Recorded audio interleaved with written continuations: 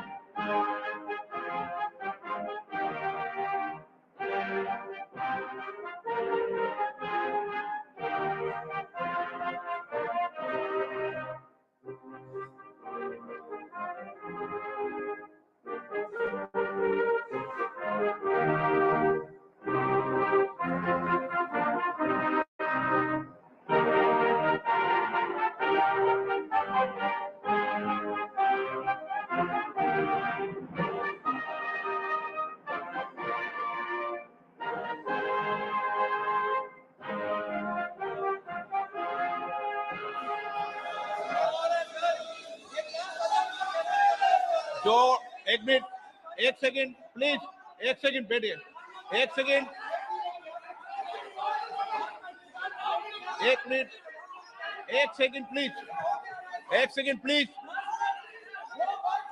एक second please, एक please please please माननीय सदस्य, प्लीज प्लीज प्लीज चुप।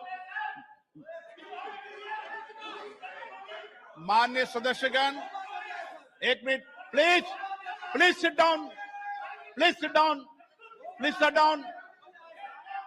कंट्रोल मेरे पास है, प्लीज सिट डाउन, प्लीज। एक मिनट, एक मिनट। माननीय सदस्यगण,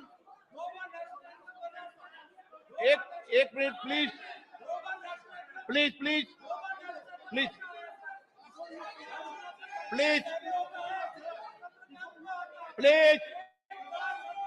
माननीय सदस्य, मैं एक विषय मैं बता रहा हूं आपको, एक मिनट बता रहा हूं, एक मिनट बता रहा हूं मैं। माननीय सदस्यगण, चलिए। माननीय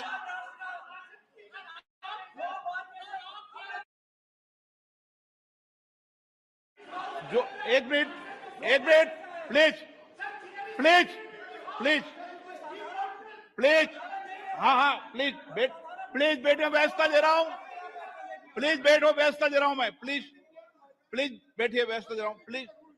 माननीय सदस्यगण, जो कुछ भी टेक्निकल चूक हुई है मैं उसकी जांच कराऊंगा। इसमें point okay, please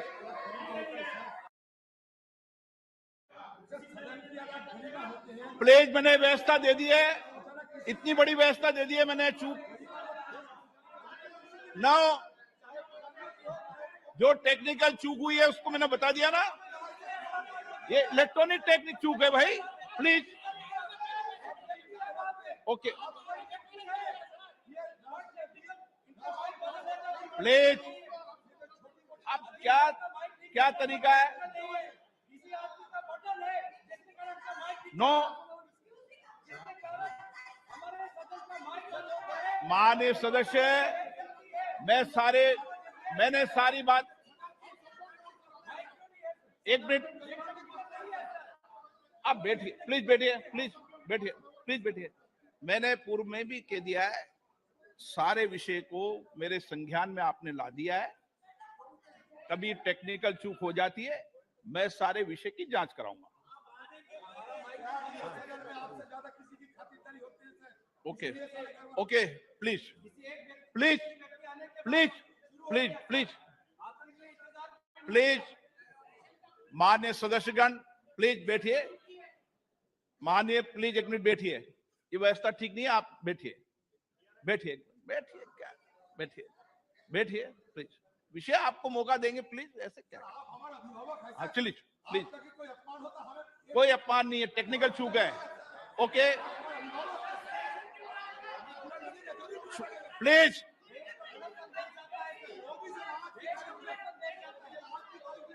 please please. आप सदन के नेता ऐसे मत करिए, मैंने इतनी व्यवस्था दे दी, प्लीज प्लीज प्लीज।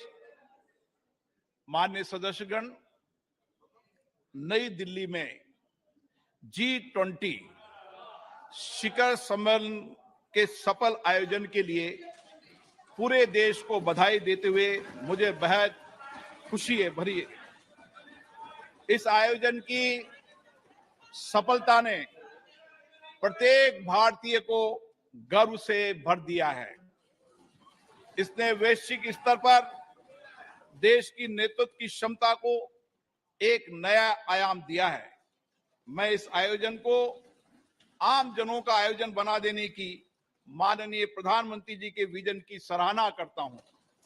भारत के सभी राज्यों और केंद्र शासित प्रदेशों के 60 शहरों में 200 से अधिक बैठकें हुई है, जो अभूतपूर्व है। दुनिया भर से आए 42 प्रतिनिधि मंडलों के साथ G20 नई दिल्ली लीडर समिट अपने आकार, भव्यता और प्रभाव में अभूतपूर्व था। इससे विश्व को भारत की विविधता, लोकतांत्रिक शक्ति और प्रतिभा को देखने का अवसर मिला है। भारत की G20 की अध्यक्षता समावेशी, आकांक्षी, कार्य उन्मुख, निर्णायक और जन केंद्रित रही है। G20 नेताओं के शिखर सम्मेलन में लिए गए निर्णय परिवर्तनकारी हैं और ये आने वाले दशकों में वैश्विक व्यवस्था को नया रूप देने में सहायक होंगे। माननीय प्रधानमंत्री जी के विजन और मार्गदर्शन में G20 नई दिल्ली लीडर्स समिट घोषणा पत्र को सर्वसम्मति से अपनाया गया और संवेदनशील मुद्दों पर भी सबकी सहमति बनी।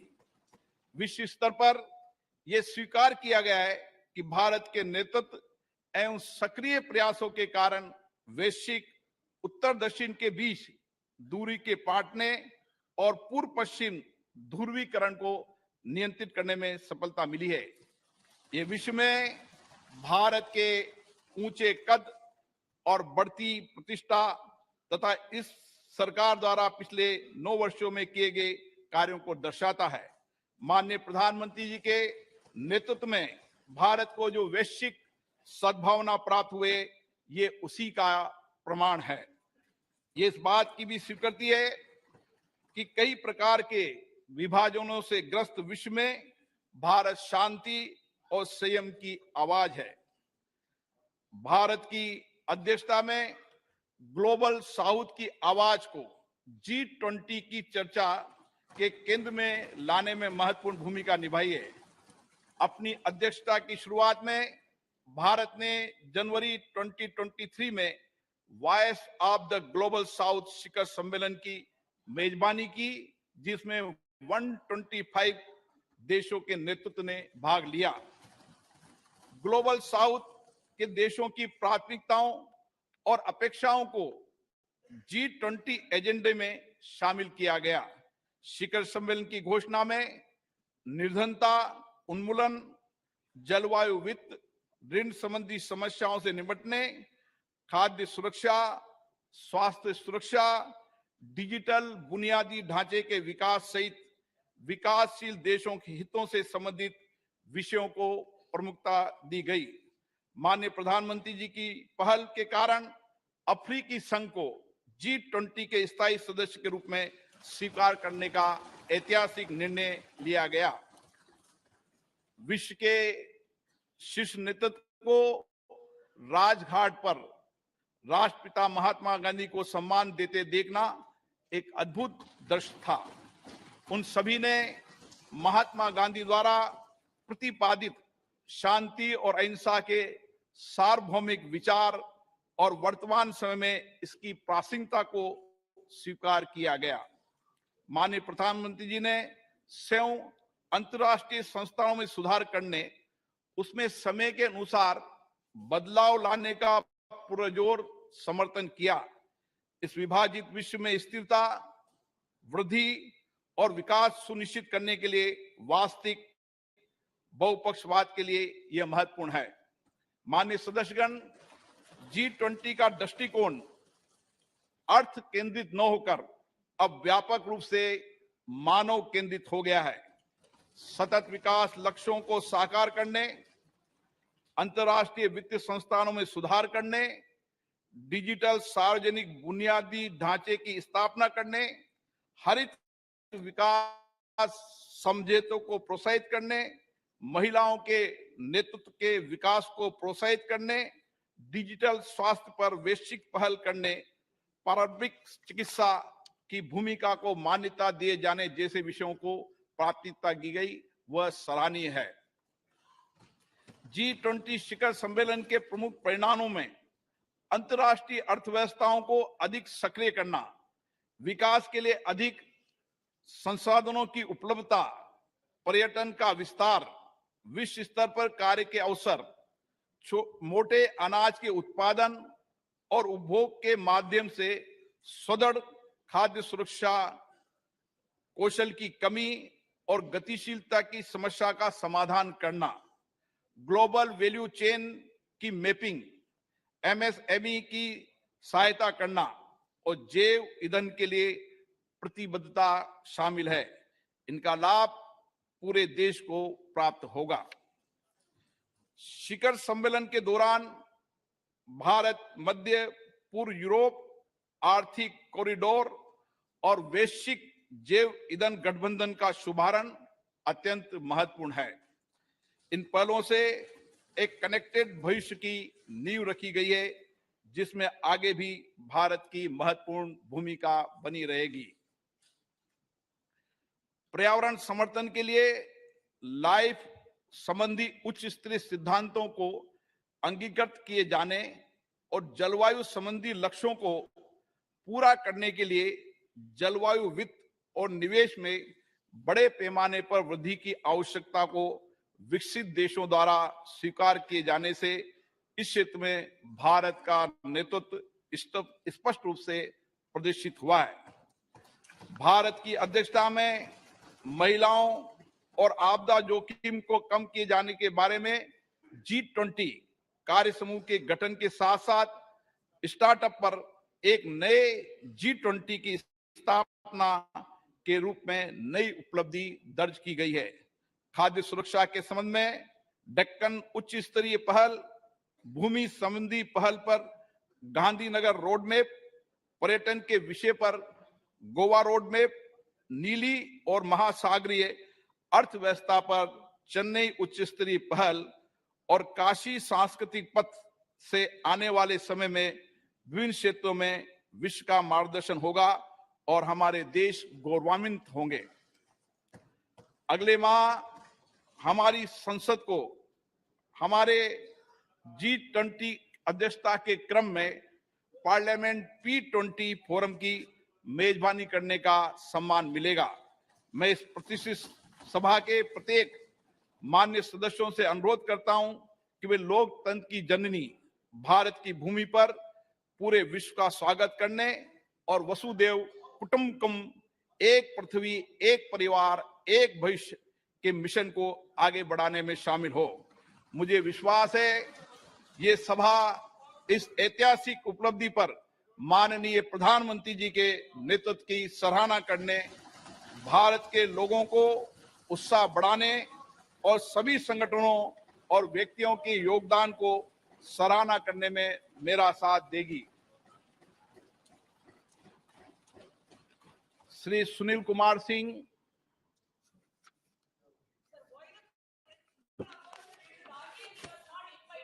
माननीय अध्यक्ष महोदय, मैं विशेषाधिकार समिति का 6ठा प्रतिवेदन हिंदी और अंग्रेजी संस्करण सभा पटल पर रखता हूं। धन्यवाद।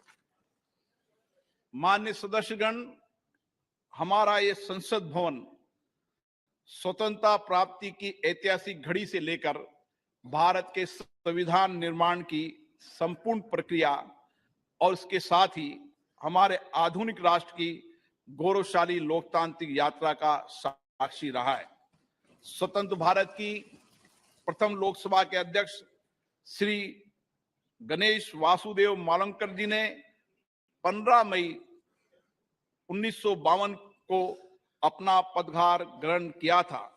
देश की सर्वोच्च लोकतांत्रिक संस्था के प्रथम अध्यक्ष के रूप में उन्होंने नियम समिति, विशेषाधिकार समिति, कार्य मंत्रणा समिति सहित कई अन्य संसदीय समितियों की स्थापना की और सदन के अंदर उच्चतम परंपराओं की नींव रखी। इस सदन में अभी तक मेरे पूर्व 16 माननीय सदस्य अध्यक्ष सदन के आसन पर विराजमान हुए और उन सभी ने श्रेष्ठ परंपराएं स्थापित की है। माननीय सदस्यगण, इस कक्ष के माध्यम से अब तक 15 माननीय प्रधानमंत्रियों का नेतृत्व प्राप्त हुआ। उन सभी ने अपने विचारों और कार्यों से देश की दशा और दिशा तय की है। माननीय सदस्यगण, ये सदन संवाद संस्कृति का जीवंत प्रतीक रहा है। विभिन्न दलों के बीच सहमति असहमति के बीच पिछले 75 वर्षों में देश हित में सामूहिकता से निर्णय लिए गए।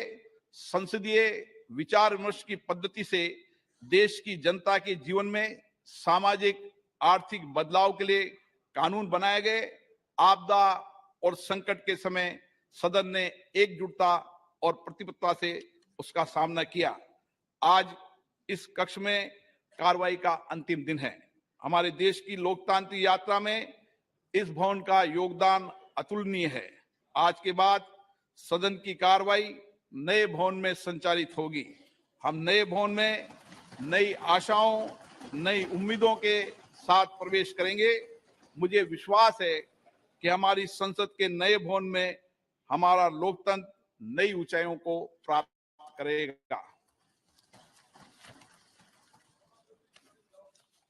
मैं माननीय प्रधानमंत्री जी से आग्रह करूंगा कि वो अपने विचार को व्यक्त करें।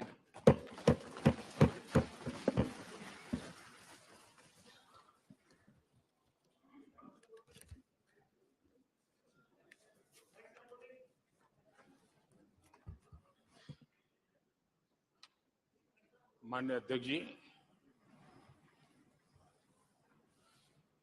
देश की 75 वर्षों की संसदीय यात्रा, उसका एक बार पुनः स्मरण करने के लिए और नए सदन में जाने से पहले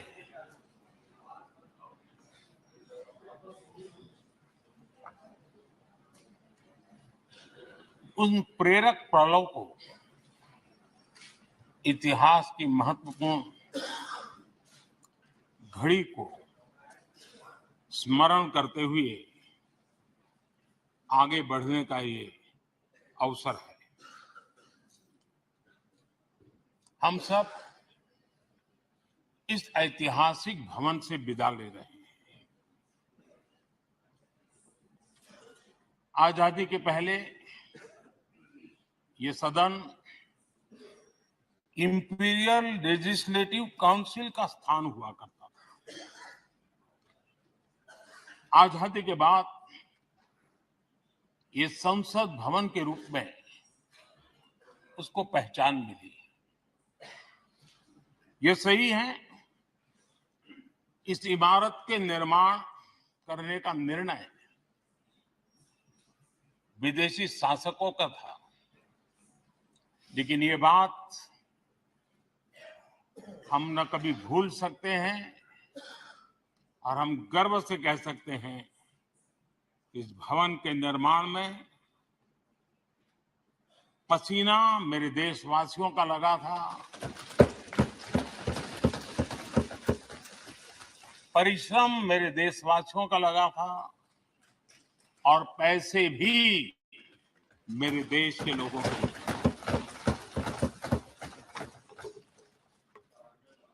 इस 75 वर्ष की हमारी यात्रा ने अनेक लोकतांत्रिक परंपराओं और प्रक्रियाओं का उत्तम से उत्तम सृजन किया है और इस सदन में रहे हुए सबने उसमें सक्रियता से योगदान भी दिया है और साक्षी भाव से उसको देखा भी। हम भले नए भवन में जाएंगे, लेकिन पुराना भवन भी, ये भवन भी आने वाली पीढ़ियों को हमेशा हमेशा प्रेरणा देता रहेगा।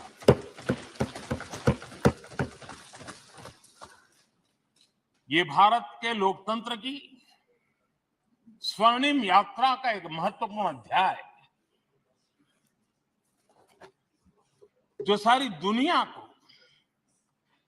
भारत की रगों में लोकतंत्र का सामर्थ्य कैसे है,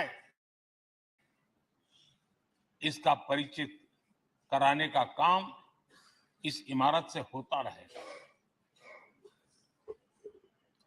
आदरणीय अध्यक्ष जी,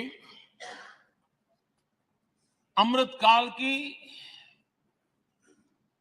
प्रथम प्रभा का प्रकाश राष्ट्र में एक नया विश्वास,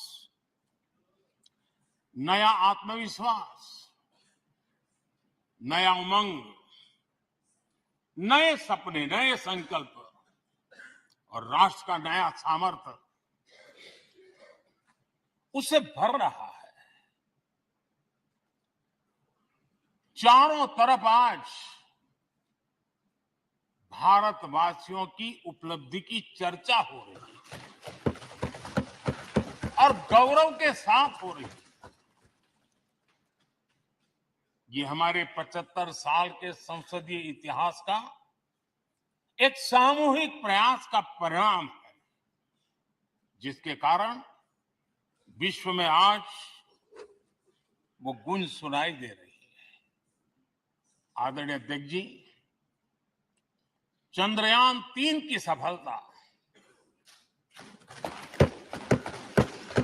न सिर्फ पूरा भारत, पूरा देश अभिभूत है और इसमें भारत के सामर्थ्य का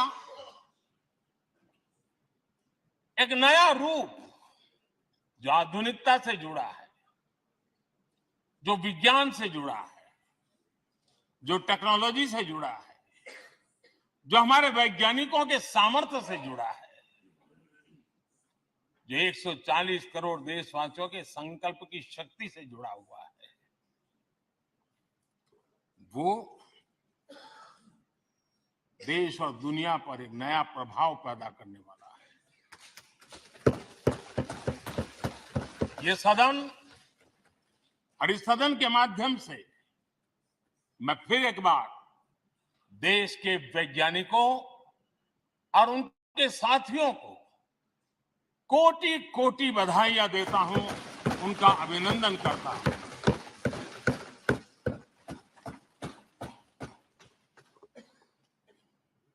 आदरणीय अध्यक्ष जी, ये सदन ने भूतकाल में जब नेम की समिट हुई थी, सर्वसम्मति से प्रस्ताव पारित करके देश के इस प्रयास को सराहा था। आज G20 की सफलता को भी आपने सर्वसम्मति से सराहा है। मैं मानता हूं देशवासियों का आपने गौरव बढ़ाया है। मैं आपका आभार व्यक्त करता हूं। G20 की सफलता 140 करोड़ देशवासियों की है। ये भारत की सफलता है, किसी व्यक्ति की सफलता नहीं है, किसी दल की सफलता नहीं है। भारत के फेडरल स्ट्रक्चर ने, भारत की विविधता ने 60 स्थानों पर 200 से अधिक समिट और उसकी मेजबानी हिंदुस्तान के अलग अलग रंग रूप में देश की अलग अलग सरकारों ने बड़े आन बान शान से की और ये प्रभाव पूरे विश्व भर के मन पर पड़ा हुआ है। ये हम सबके सेलिब्रेट करने वाला विषय है, देश के गौरव गान को बढ़ाने वाला है। और जैसा आपने उल्लेख किया, भारत इस बात के लिए गर्व करेगा, जब भारत अध्यक्ष रहा उस समय अफ्रीकन यूनियन इसका सदस्य बना। मैं उस इमोशनल पल को भूल नहीं सकता जब अफ्रीकन यूनियन की घोषणा हुई और अफ्रीकन यूनियन के प्रेसिडेंट, उन्होंने एक इंटरव्यू में कहा कि मेरे जीवन में ऐसी पल थी, शायद मैं बोलते बोलते रो पड़ूंगा। आप कल्पना कर सकते हैं कि कितनी बड़ी अपेक्षा और आशाएं पूरी करने का काम भारत के भाग्य में आया।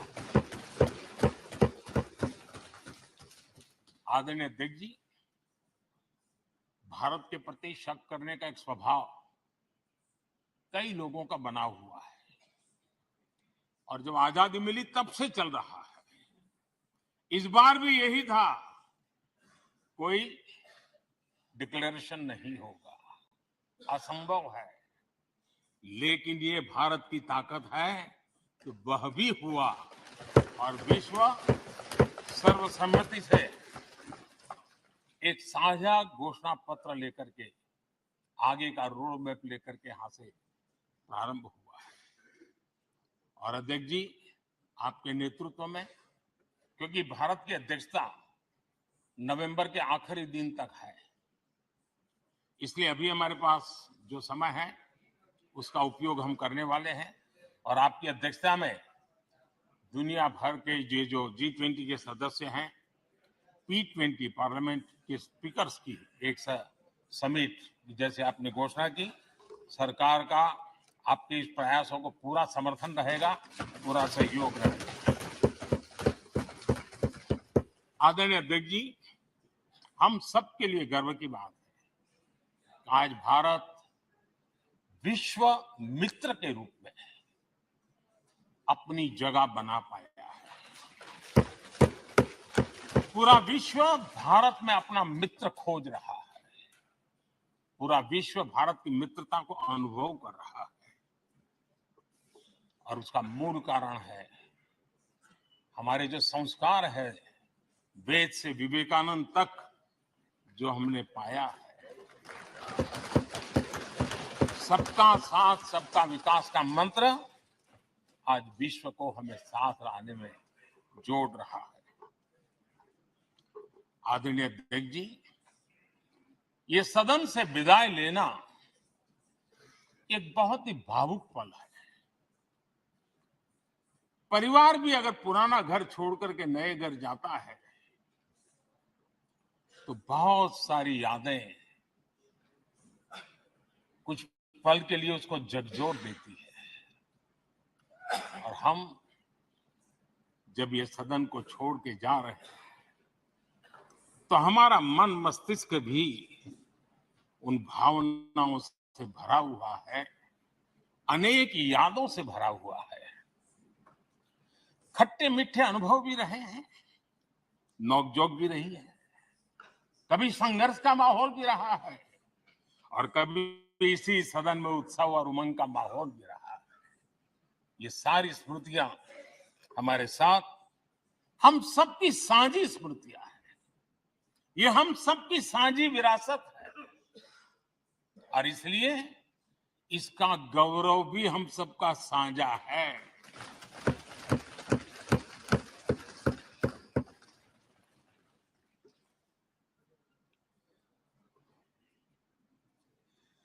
आजाद भारत के नवनिर्माण से जुड़ी हुई अनेक घटनाएं इन 75 वर्ष में यही सदन में आकार लेती हुई हमने देखी है।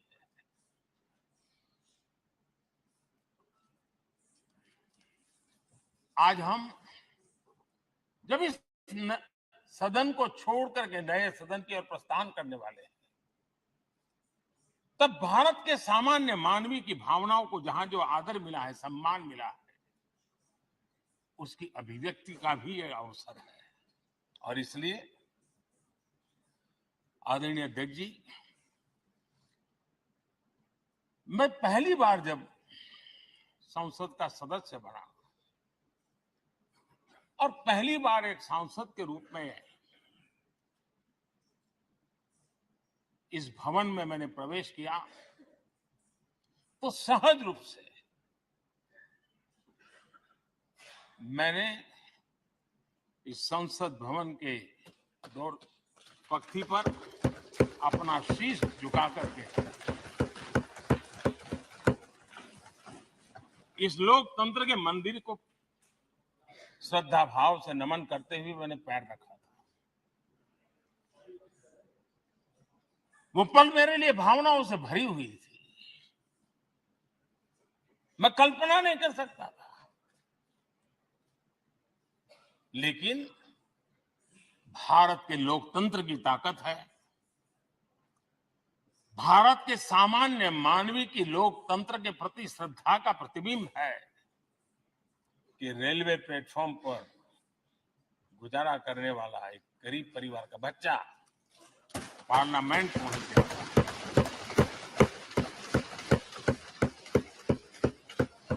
मैंने कभी कल्पना तक नहीं की कि देश मुझे इतना सम्मान देगा, इतना आशीर्वाद देगा, इतना प्यार देगा, सोचा नहीं था। आदरणीय अध्यक्ष जी, हम में से बहुत लोग हैं जो संसद भवन के अंदर जो चीजें लिखी गई उसको पढ़ते भी रहते हैं, कभी कभी उसका उल्लेख भी करते हैं। हमारे यहाँ संसद भवन के प्रवेश द्वार पर एक छांदोग्य उपनिषद का एक वाक्य है, लोक द्वारम करके पूरा वाक्य है। उसका मतलब ये होता है कि जनता के लिए दरवाजे खोलिए और देखिए कि कैसे वो अपने अधिकारों को प्राप्त करती है। हमारे ऋषि मुनियों ने ये लिखा हुआ है, हमारे प्रवेश द्वार पर लिखा हुआ है। हम सब और हमारे पहले जो यहाँ रहे हैं वो भी इस सत्यता के साक्षी है। आदरणीय अध्यक्ष जी, समय रहते जैसे जैसे वक्त बदलता गया, यह हमारे सदन की संरचना भी निरंतर बदलती रही है और अधिक समावेशी बनती गई है। समाज के हर वर्ग का प्रतिनिधि विविधताओं से भरा हुआ इस सदन में नजर आता है। अनेक भाषाएं हैं, अनेक बोलियां, अनेक पहरवेश है, अनेक खान पान है। सदन के अंदर सब कुछ है और समाज के सभी तबके के लोग, चाहे वो सामाजिक रचना के हो, चाहे आर्थिक रचना के हो, चाहे गांव या शहर के हो, एक प्रकार से पूर्ण रूप से समावेशी वातावरण सदन में पूरी ताकत के साथ जन सामान्य की इच्छा आकांक्षाओं को प्रकट करता रहा है। दलित हो, पीड़ित हो, आदिवासी हो, पिछड़े हो, महिलाएं हो, हर एक का धीरे धीरे धीरे योगदान बढ़ता चला गया है।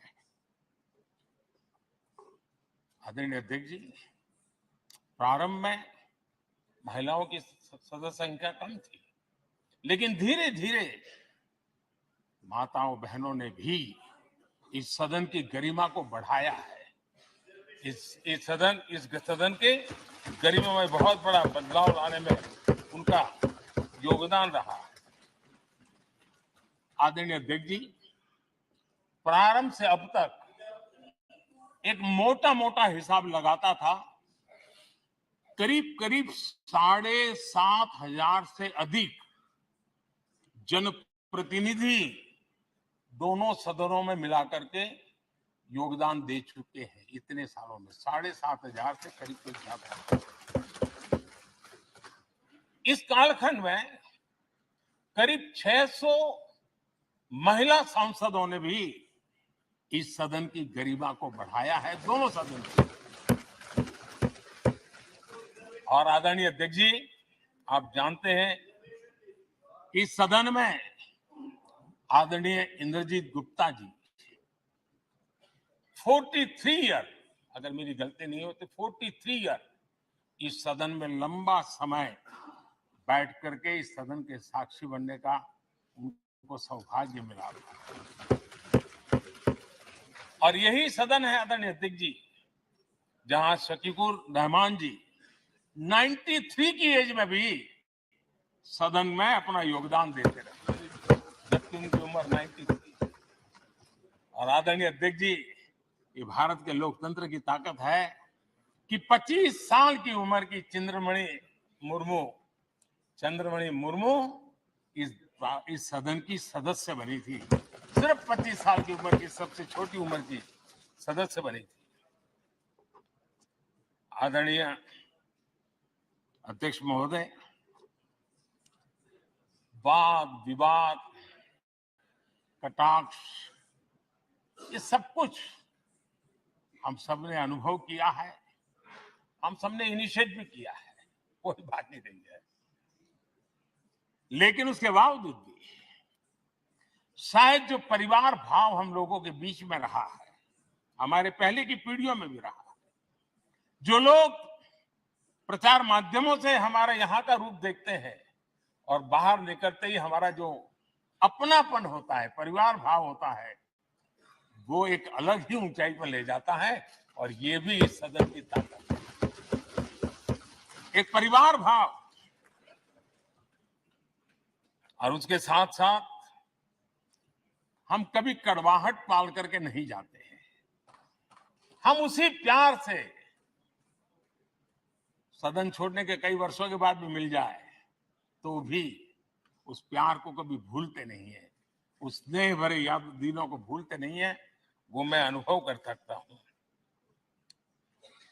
आदरणीय अध्यक्ष जी, हमारे पहले भी और वर्तमान भी हमने कई बार देखा है कि अनेक संकटों के बावजूद भी, अनेक असुविधाओं के बावजूद भी सांसद सदन में आए हैं और उन्होंने शारीरिक पीड़ा भी असह्य हो तो भी सदन में एक सदन सांसद के रूप में, जनप्रतिनिधि के रूप में अपना कर्तव्य निभाया है। ऐसी अनेक घटनाएं आज हमारे सामने हैं। गंभीर गंभीर बीमारियों के बावजूद भी कोई व्हीलचेयर में आना पड़ा,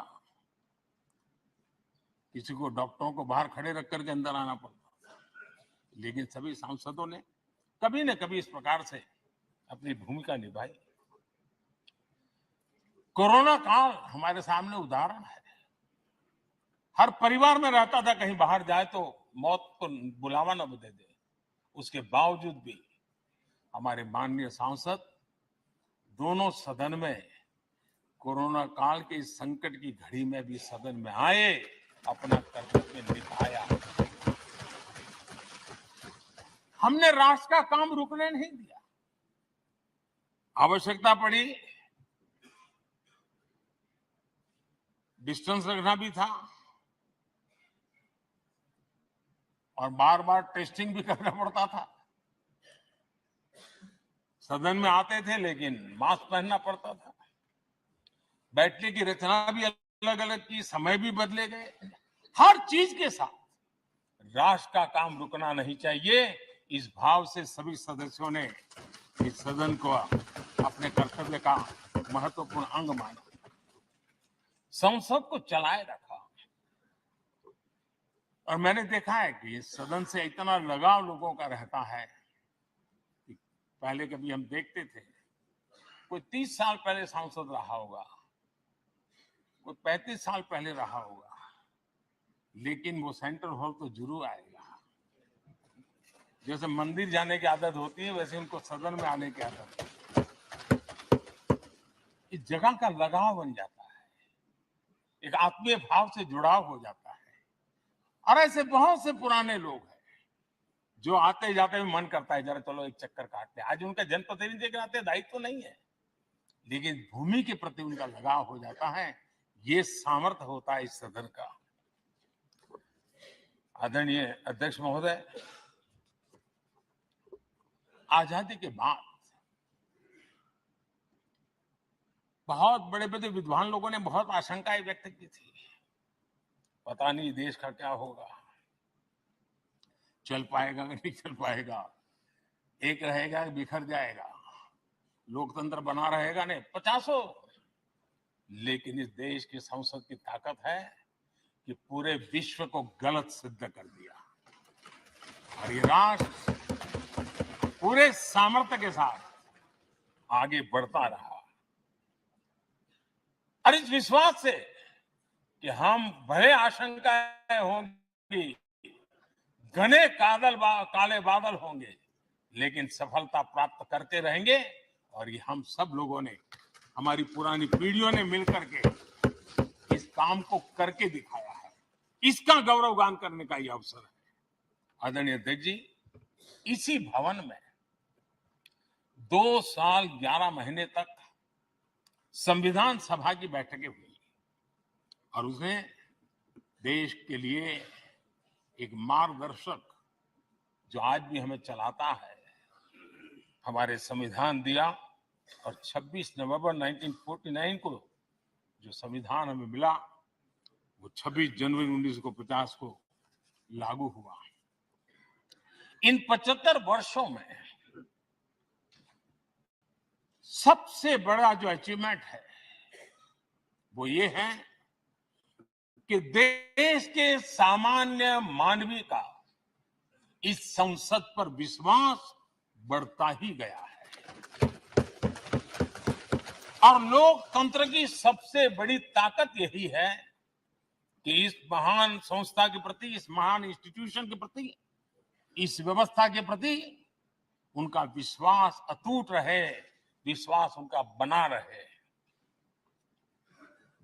इन 75 वर्षों में हमारी संसद ने जन भावनाओं की अभिव्यक्ति का भवन भी बना दिया। यहां जन भावनाओं की पुरजोश अभिव्यक्ति, और हम देखते हैं राजेंद्र बाबू से लेकर डॉक्टर कलाम, रामनाथ जी कोविंद और अभी द्रौपदी मुर्मू जी, इन सब के संबोधन का लाभ हमारे सदनों को मिला है, उनका मार्गदर्शन मिला है। आदरणीय अध्यक्ष जी, पंडित नेहरू जी, शास्त्री जी, वहां से लेकर के अटल जी, मनमोहन सिंह जी तक एक बहुत बड़ी श्रृंखला जिसने इस सदन का नेतृत्व किया है और सदन के माध्यम से देश को दिशा दी है, देश को नए रंग रूप में ढालने के लिए उन्होंने परिश्रम किया है, पुरुषार्थ किया है। आज उन सबका गौरवगान करने का भी अवसर है। आदरणीय अध्यक्ष जी, सरदार वल्लभ भाई पटेल, लोहिया जी, चंद्रशेखर जी, आडवाणी जी, न जाने अनगिनत नाम, जिन्होंने हमारे इस सदन को समृद्ध करने में, चर्चाओं को समृद्ध करने में, देश के सामान्य से सामान्य व्यक्ति की आवाज को ताकत देने का काम इस सदन में किया है। विश्व के भी अनेक राष्ट्राध्यक्षों ने हमारे इन सदनों को संबोधित करने का भी अवसर आए और उनकी बातों में भी भारत के लोकतंत्र के प्रति आदर का भाव व्यक्त हुआ है। आदरणीय अध्यक्ष जी, उमंग उत्साह के पल के बीच भी कभी सदन की आंख से आंसू भी बहे। ये सदन दर्द से भर गया जब देश को 3 अपने प्रधानमंत्री उनको अपने कार्यकाल में ही खोने की नौबत आई, नेहरू जी, शास्त्री जी और इंदिरा जी। तब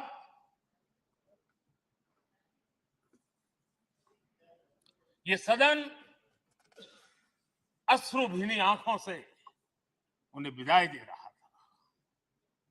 आदरणीय अध्यक्ष जी, अनेक चुनौतियों के बावजूद भी हर स्पीकर ने, हर सभापति ने बेहतरीन तरीके से दोनों सदनों को सुचारू रूप से चलाया है और अपने कार्यकाल में उन्होंने जो निर्णय किए, वो निर्णय मावलंकर जी से काल से शुरू हुए हो या सुमित्रा जी के कालखंड के हो या बिरला जी के, आज भी उन निर्णयों को रेफरेंस पॉइंट माना जाता है। ये काम हमारे करीब 17 स्पीकर और उसमें 2 हमारी महिला स्पीकर ने भी, और मावलंकर जी से लेकर के सुमित्रा ताई तक और बिरला जी का मार्गदर्शन आज भी हमें मिल रहा है। हर एक ने अपनी अपनी शैली रही है, लेकिन उन्होंने सबको साथ लेकर के नियमों कानूनों के बंधन में इस सदन को हमेशा ऊर्जावान बनाए रखा है। मैं आज उन सभी स्पीकर महोदय को भी आज वंदन करता हूं, अभिनंदन करता हूं। आदरणीय अध्यक्ष जी, ये सही है कि हम जनप्रतिनिधि अपनी अपनी भूमिका निभाते हैं, लेकिन सातत्यपूर्ण तरीके से हमारे बीच जो एक टोली बैठती है, उनकी भी कई पीढ़ियां बदल गई है। कभी कागज लेके दौड़ के आते हैं, उनका भी योगदान कम नहीं है।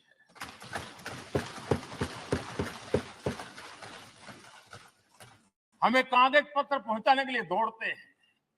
सदन में कोई गलती ना हो जाए, उसके निर्णय में कोई गलत ना हो जाए, उसके लिए वो चौकन्ने रहते हैं।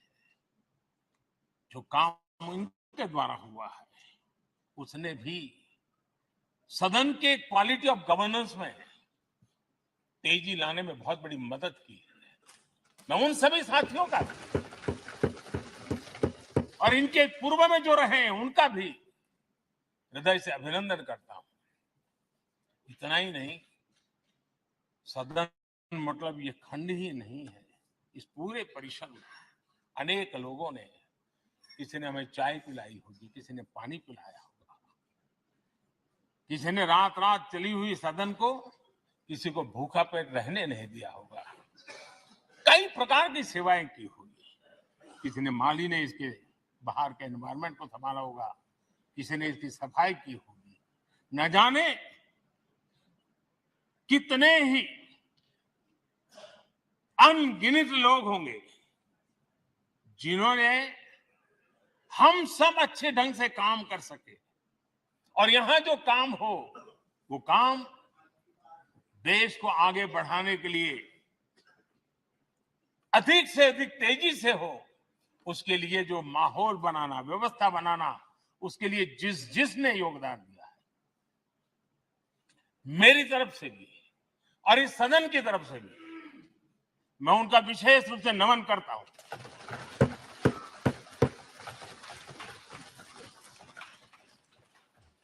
आदरणीय अध्यक्ष जी, लोकतंत्र का एक सदन, आतंकी हमला हुआ, पूरे विश्व में यह आतंकी हमला एक इमारत पर नहीं था। मदर ऑफ डेमोक्रेसी एक प्रकार से हमारी जीवात्मा पर यह हमला था। ये देश उस घटना को कभी भूल नहीं सकता है। लेकिन आतंकियों से लड़ते लड़ते सदन को बचाने के लिए और हर सदस्य को बचाने के लिए जिन्होंने अपने सीने पर गोलियां झेली, आज मैं उनको भी नमन करता हूं। हमारे बीच नहीं है, लेकिन उन्होंने बहुत बड़ी रक्षा की है। आदरणीय अध्यक्ष जी,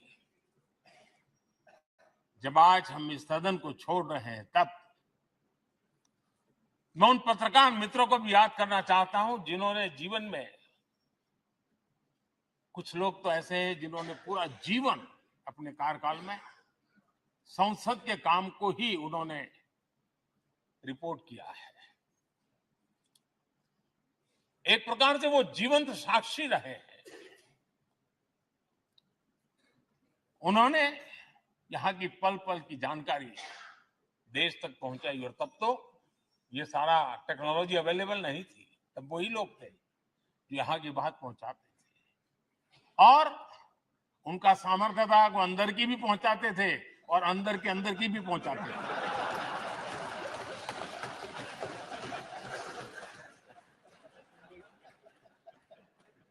और मैंने देखा कि ऐसे पत्रकारिता जिन्होंने संसद को कवर किया, शायद उनके नाम जाने नहीं जाते होंगे, लेकिन इनके काम को कोई भूल नहीं सकता है। और खबरों को लिए नहीं, भारत की इस विकास यात्रा को संसद भवन से समझने के लिए उन्होंने अपनी शक्ति खपा दी थी। आज भी पुराने जो पत्रकार मित्र मिल जाते हैं और जिन्होंने कभी संसद को कवर किया हो, तो ऐसी अननोन चीजें बताते हैं जो उन्होंने अपनी आंखों से देखी होती, कान से सुनी होती है, जो अचरज करने वाली। यानी एक प्रकार से जैसी ताकत यहाँ की दीवारों की रही है, वैसा ही दर्पण उनकी कलम में रहा है, और उस कलम ने देश के अंदर संसद के प्रति, संसद सदस्यों के प्रति एक अहोभाव का भाव जगाया है। मैं आज कई पत्रकार बंधु होंगे जो रहे नहीं होंगे, लेकिन मेरे लिए जैसा ये सदन छोड़ना भावुकपन है, मैं पक्का मानता हूं इन पत्रकार बंधुओं के लिए भी ये सदन छोड़ना उतना ही भावुकपन होगा, क्योंकि इनका लगाव हमसे भी ज्यादा रहे। कुछ तो पत्रकार ऐसे होंगे जो हम लोगों के टर्म से भी समय उन्होंने काम किया होगा। आज उनके उस महत्वपूर्ण लोकतंत्र की ताकत बनने के लिए योगदान देने के लिए भी याद करने का अवसर है। आदरणीय अध्यक्ष जी, जब हम सदन के अंदर आते हैं, हमारे यहां नाद ब्रह्म की कल्पना है।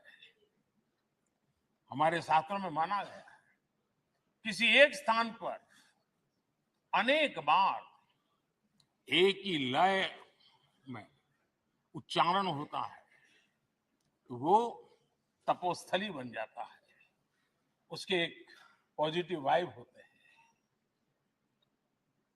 नाद की एक ताकत होती है जो स्थान को सिद्धि स्थान में परिवर्तित कर देती है।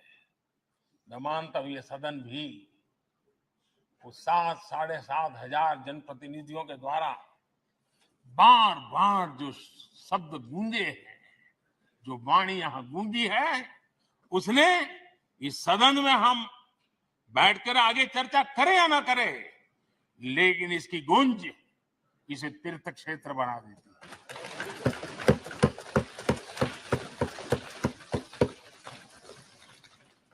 एक जागृत जगह बन जाती है और लोकतंत्र की प्रति श्रद्धा रखने वाला व्यक्ति आज से 50 साल के बाद भी जब यहाँ देखने के लिए भी आएगा तो उसे उस गुंज की अनुभूति होगी कि कभी भारत की आत्मा की आवाज यहाँ पर गूंजती थी। और इसलिए अध्यक्ष महोदय, ये वो सदन है जहां कभी भगत सिंह, बटुकेश्वर दत्त, उन्होंने अपनी वीरता सामर्थ्य से अंग्रेज सल्तनत को जगा दिया था बम का धमाका कर। वो बम की गूंज भी जो देश का भला चाहते हैं उनको कभी सोने नहीं देती। आदरणीय अध्यक्ष जी, ये वो सदन है जहां पंडित जी को इसलिए भी याद किया, अनेक बातों के लिए याद करेगा, लेकिन हम जरूर याद करेंगे इसी सदन में पंडित नेहरू का at the stroke of midnight की गूंज हम सबको प्रेरित करती रहेगी।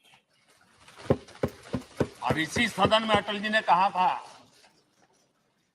वो शब्द आज भी गूंज रहे हैं इस सदन में, सरकारें आएगी जाएगी, पार्टियां बनेगी बिगड़ेगी, लेकिन ये देश रहना चाहिए।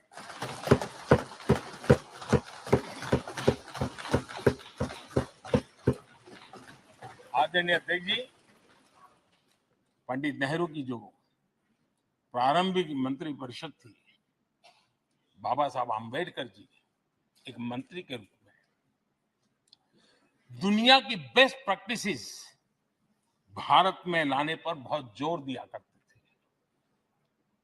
फैक्ट्री कानून में अंतर्राष्ट्रीय सुझावों को शामिल करने पर बाबा साहब सर्वाधिक आग्रही रहे थे और उसका परिणाम आज देश को लाभ मिल रहा है। बाबा साहब आम्बेडकर ने देश को नेहरू जी की सरकार में वाटर पॉलिसी दी थी और उस वाटर पॉलिसी बनाने में बाबा साहब आम्बेडकर की बहुत बड़ी भूमिका रही थी। आदरणीय अध्यक्ष जी, हमें जानते हैं कि भारत में बाबा साहब आम्बेडकर एक बात हमेशा कहते थे कि भारत में सामाजिक न्याय के लिए भारत का औद्योगिकरण होना बहुत जरूरी है, क्योंकि देश के दलित पिछड़ों के पास जमीन ही नहीं है, वो क्या करेगा? औद्योगिकरण होना चाहिए। और बाबा साहब इस बात को मान करके डॉक्टर श्यामा प्रसाद मुखर्जी, जो पंडित नेहरू के मंत्री थे, उन्होंने इस देश में और पहले वाणिज्य मंत्री के रूप में और उद्योग मंत्री के रूप में उन्होंने इंडस्ट्री पॉलिसी इस देश में लाई थी। आज भी कितनी ही इंडस्ट्री पॉलिसी बने, लेकिन उसकी आत्मा वही होती है जो पहली सरकार के थी, और उनका भी बहुत बड़ा अहम योगदान रहा था। आदरणीय अध्यक्ष जी, लाल बहादुर शास्त्री जी ने 65 के युद्ध में हमारे देश के जवानों में का हौसला बुलंद करना, उनके सामर्थ्य के लिए को पूरी तरह राष्ट्र हित में झोंक देने की प्रेरणा इसी सदन में से दी थी लाल बहादुर शास्त्री का। और यहीं पर उन्होंने ग्रीन रिवॉल्यूशन के लिए एक मजबूत नींव लाल बहादुर शास्त्री जी ने रखी थी। आदरणीय अध्यक्ष जी, बांग्लादेश की मुक्ति का आंदोलन और उसका समर्थन भी इसी सदन ने इंदिरा गांधी के नेतृत्व में किया था। इसी सदन ने इमरजेंसी में लोकतंत्र पर होता हुआ हमला भी देखा था, और इसी सदन ने भारत के लोगों की ताकत को एहसास कराते हुए मजबूत लोकतंत्र की वापसी भी इसी सदन ने देखी थी। वो राष्ट्रीय संकल्प भी देखा था, ये सामर्थ्य भी देखा था। आदरणीय अध्यक्ष जी, ये सदन इस बात का हमेशा ऋणी रहेगा, क्योंकि इसी सदन में हमारे पूर्व प्रधानमंत्री चरण सिंह जी ने ग्रामीण मंत्रालय का गठन किया था, रूरल डेवलपमेंट मिनिस्ट्री। इसी सदन में मतदान की उम्र 21 से 18 करने का निर्णय हुआ था, और देश की युवा पीढ़ी को इसका योगदान देने के लिए प्रेरित किया गया, उत्साहित किया गया था। हमारे देश ने गठबंधनों की सरकारें देखी, पीपी सिंह जी हो, चंद्रशेखर जी, और बाद में एक सिलसिला चला। लंबे अरसे से दिशा में देश जा रहा था, आर्थिक नीतियों के बोझ तले देश दबा हुआ था, लेकिन नरसिम्हा राव की सरकार थी जिन्होंने हिम्मत के साथ पुरानी आर्थिक नीतियों को छोड़ करके नई राह पकड़ने का फैसला किया था, जिसके आज देश को परिणाम मिलते हैं। अटल बिहारी वाजपेयी जी का सरकार भी हमने इसी सदन में देखी। सर्व शिक्षा अभियान देश में आज वो महत्वपूर्ण बन गया है। आदिवासी कार्यालय मंत्रालय अटल जी ने बनाया, नॉर्थ ईस्ट का मंत्रालय अटल जी ने बनाया, न्यूक्लियर टेस्ट भारत के सामर्थ्य का परिचायक बन गया। और इसी सदन में मनमोहन जी की सरकार कैश फॉर वोट को भी, उस कांड को भी सदन ने देखा है। आदरणीय अध्यक्ष जी, सबका साथ सबका विकास का मंत्र अनेक ऐतिहासिक निर्णय, दशकों से लंबित विषय, उनका स्थायी समाधान भी इसी सदन में हुआ। आर्टिकल 370, ये सदन हमेशा हमेशा गर्व के साथ कहेगा कि सदन के कारण one nation one tax, GST का निर्णय भी इसी सदन ने किया। One rank one pension, OROP, ये भी इसी सदन ने देखा।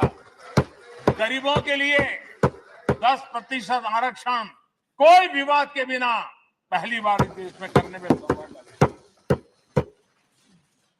आदरणीय अध्यक्ष जी, भारत के लोकतंत्र में तमाम उतार चढ़ाव हमने देखे, और ये सदन लोकतंत्र की ताकत है, लोकतंत्र की ताकत की साक्षी है, जन विश्वास का एक केंद्र बिंदु रहा है। इस सदन की विशेषता देखिए, और दुनिया के लोगों का आज भी ऐतराज होता है। ये सदन है जिसमें कभी 4 सांसद वाली पार्टी सत्ता में होती थी, और 100 सदस्य वाली पार्टी विपक्ष में बैठती थी। ये भी सामर्थ्य इस सदन के लोकतंत्र की ताकत का परिचय कराता है। और यही सदन है जिसमें एक वोट से अटल जी की सरकार गई थी और लोकतंत्र की गरिमा को बढ़ाया था। ये भी इसी सदन में। आज अनेक छोटी छोटी रीजनल पार्टियों का प्रतिनिधित्व हमारे देश की विविधता को, हमारे देश के एस्पिरेशंस का एक प्रकार से वो आकर्षक केंद्र बिंदु बना है। आदरणीय अध्यक्ष जी, इस देश में 2 प्रधानमंत्री ऐसे रहे, मोरारजी भाई वीपी सिंह। एक प्रकार से कांग्रेस में जीवन खपाया था, लेकिन एंटी कांग्रेस गवर्नमेंट का नेतृत्व कर रहे थे। ये भी इसकी विशेषता थी। और हमारे नरसिम्हा राव जी, वो तो बिस्तरा गोल करके घर जाने की तैयारी कर रहे थे, निवृत्ति की घोषणा कर चुके थे। लेकिन यही लोकतंत्र की ताकत देखिए, सदन की ताकत देखिए, वो प्रधानमंत्री के रूप में 5 साल हमारी सेवा कर।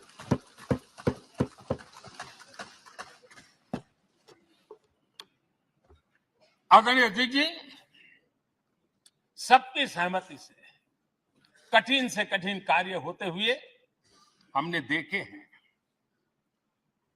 2000 की साल थी, अटल जी की सरकार थी। इसी सदन ने 3 राज्यों का गठन सर्व स्वीकृति से किया और बड़े उमंग उत्साह से किया।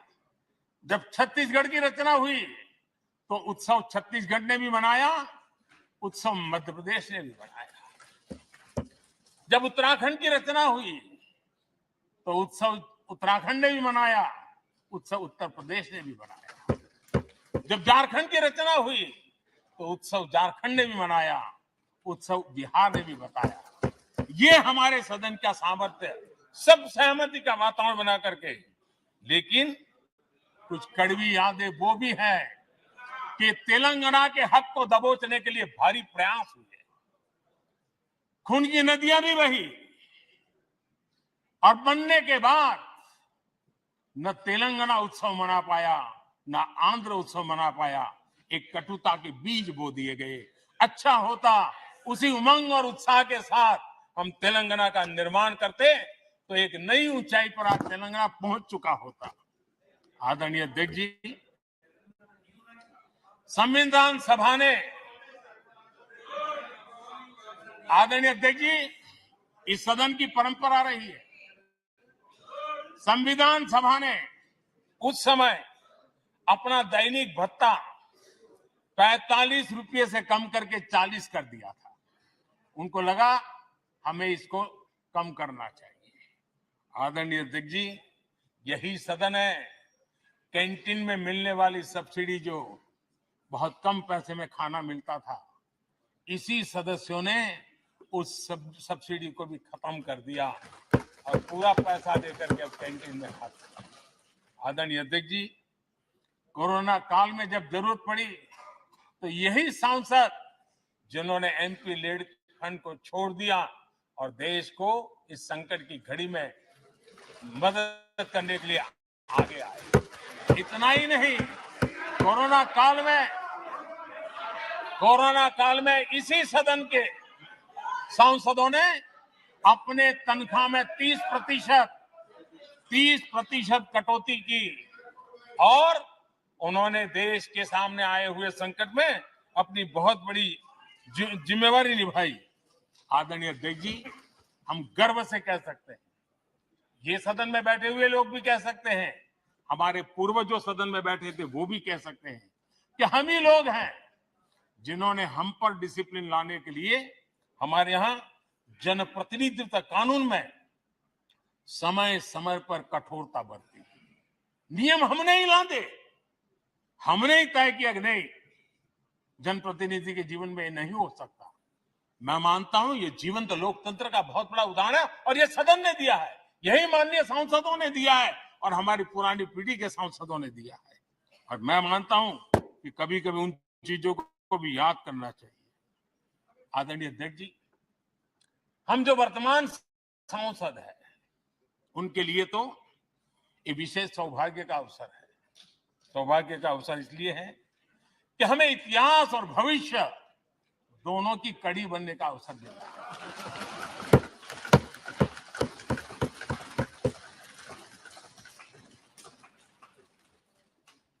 कल और आज से जुड़ने का हमें अवसर मिल रहा है और आने वाली कल निर्माण करने का एक नया विश्वास, नया उमंग, नए उत्साह के साथ हम यहां से विदाई लेने वाले हैं। आदरणीय अध्यक्ष महोदय, आज का दिवस सिर्फ और सिर्फ इस सदन के सभी 7,500 जनप्रतिनिधि रह चुके हैं, उनके गौरवगान का पल है। इन दीवारों से हमने जो प्रेरणा पाई है, जो नया विश्वास पाया है, उसको लेकर जाने का है।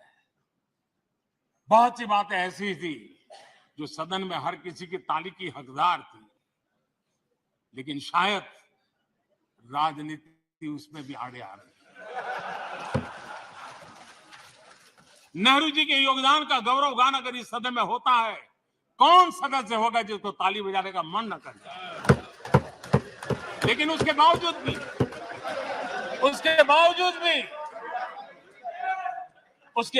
भी देश के लोकतंत्र के लिए बहुत जरूरी है हम सब ने अपने यहां सोच लें। आदरणीय अध्यक्ष जी,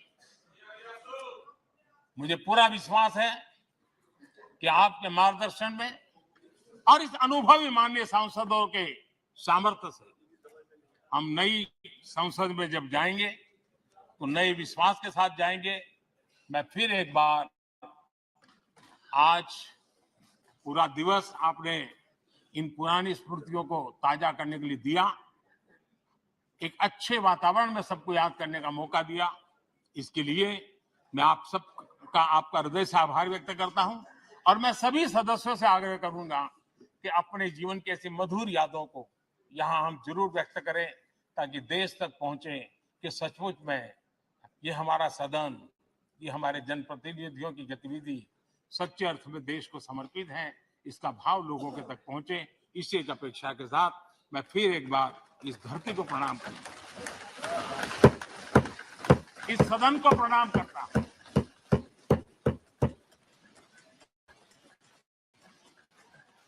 भारत के मंदिरों से बनी हुई हर एक दीवार के हर एक ईंटे को प्रणाम करता हूं और पिछले 75 साल में भारत के लोकतंत्र को नया सामर्थ्य शक्ति देने वाले हर गुंज को, उस नाद ब्रह्म को नमन करते हुए मेरी वाणी को विराम कर देता हूं। बहुत बहुत धन्यवाद।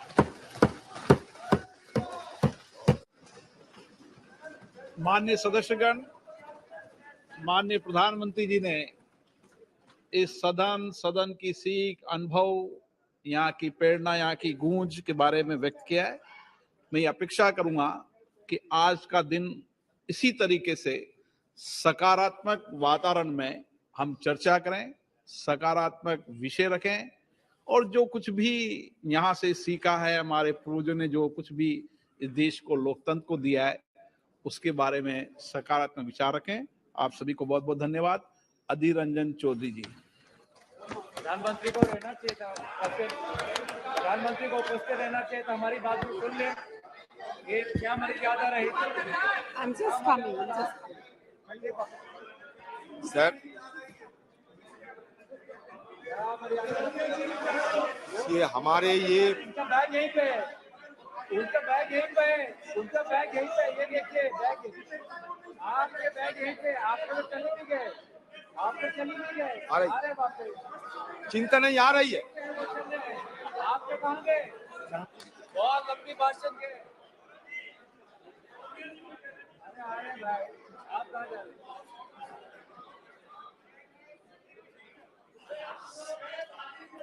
Sir,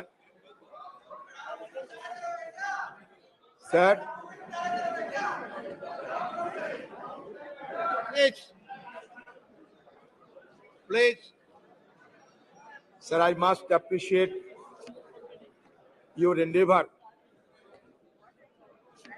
for offering this opportunity to ventilate our views on the constitutional दिवस, संविधान दिवस। लेकिन बात यह सर, कहे तो जाते हैं 75 साल, लेकिन जब तक मेरा जानकारी है, सबसे पहले जो कॉन्स्टिट्यूशन असेंबली की सभा हुई थी वो 1946 में, और 1949 26 नवंबर में ये अडॉप्ट हुई थी, और 1950 26 जनवरी ये चालू हुई थी हमारे संविधान इस देश में। लेकिन आप कहां से 75 साल के अमृतकाल ये लाया गया, ये मुझे समझ में नहीं आते हैं सर। सही मायनों में जब ये सदन ये खबर मिल रही है कि आज ये सदन की अंतिम दिवस है, तो सही महीनों में भावुक तो होना स्वाभाविक है। कितने सारे विद्वजनों ने, ज्ञानियों ने, पंडितों ने और देश प्रेमी ने हमारे ये सदन, उसके साथ साथ हमारा संविधान और ये देश की लोकतंत्र की रक्षा करने के लिए न जाने कितने योगदान किए होंगे। बहुत सारे हमारे पूर्वजों ने ये दुनिया छोड़ के चले गए, उनका याद हम करते रहेंगे। जिंदगी में ये सदन जरूर कहेगी कि जिंदगी में कितने दोस्त आए और कितने बिखर गए। किसी ने 2 रोज के लिए आए तो किसी ने चलते ही सांस भर लिए।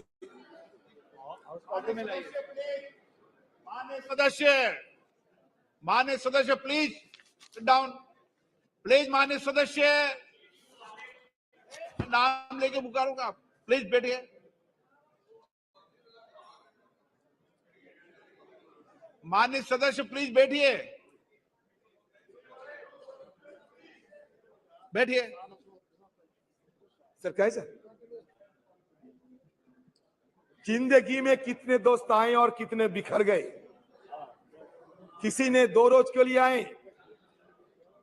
किसी ने चलते ही सांस भर लिए, पर जिंदगी की दूसरा नाम है दरिया, वो तो बस बहते रहेंगे, चाहे रास्ते में फूल गिरे या पत्थर। उसी तरह हमारी ये सदन की कारवां ये भी चलते आ रहे हैं और आज भी ये चल रहे हैं। Sir, today I may come to that conclusion that this is the last day. Naturally, we are all present here to bid the adieu of our old building. Our magnificent building today singing a swan song, because tomorrow onward we will be shifting to a new parliamentary edifice. Sir, मैं शुरू में ये कहना चाहते हैं, मैं ज्यादा समय तो नहीं है हम लोगों के लिए, कि जब संसद में संविधान की चर्चा हो, लोकतंत्र की चर्चा हो, तो हमारे पंडित नेहरू जी और बाबा साहेब अम्बेडकर, नेहरू जी तो आर्किटेक्ट ऑफ मॉडर्न इंडिया कहते थे, बाबा साहेब अम्बेडकर को हम फादर ऑफ द कॉन्स्टिट्यूशन मान्यता देते हैं। अच्छा लगा कि आज नेहरू जी के बारे में हमें भी मौका मिलेगा ये सदन में बात रखने की। तो शुरुआत में मैं ये कहना चाहते हैं sir, architect of modern India Nehru had said, parliamentary democracy demands many virtues. It demands, of course, ability. It demands a certain devotion to work, but it demands also a large measure of cooperation, of self-discipline, of restraint. We know very well that there are not many countries in the world where it functions successfully. I think it may be said without any partiality that it has functioned with large measure of success in the country. Why? Not so because we, the members of this house, are exemplars of wisdom, but I think because of the background of our country and because our people have the spirit of democracy in them. Jawaharlal Nehru you detested cultism. He was humble in his submission to constitutional requirement. In an interview with Mr. P.K. Karanjia, he specifically mentioned, "You were wrong in using words like the Nehru epoch or Nehru policy." Though he enjoyed massive majority in the parliament, he was tireless in listening opposition voice and never mock, deflect, pontificate when answering questions asked of him. He never believed in steamrolling the opposition and given due respect to feeling and sentiments of the opposition member. It is significant to note that it was during his tenure the parliament ran smoothly. He was not only led the nation in a difficult situation, but he was the prime force and pioneer who has given a wonderful beginning of our parliamentary democracy by his immense contribution. Sir, मैं आपके संगठन में लाना चाहते हैं. Even Speaker bell would ring for Jawaharlal Nehru when he exceeded time limit while making his speeches in the parliament. It shows that no one was beyond parliament's prerogative, and that was Nehru's contribution. Analyzing Jawaharlal Nehru's contribution to the development of parliamentary democracy in India has become significant and mere relevant in the contemporary context, which forces us to recall the glorious beginning of our parliamentary democracy, where healthy debate and discussions were order of the day. Sir, अगर सदन में जवाहरलाल नेहरू की चर्चा ना होगी तो it will be equivalent of the performance of Hamlet without the presence of Prince of Denmark. At the stroke of midnight hour, the iconic speech was delivered in the parliament still has been reverberating the entire precinct of this house. Sir, another one, most illustrious person, Baba Sahib Ambedkar. Sir, Baba Sahib Ambedkar, who is regarded as the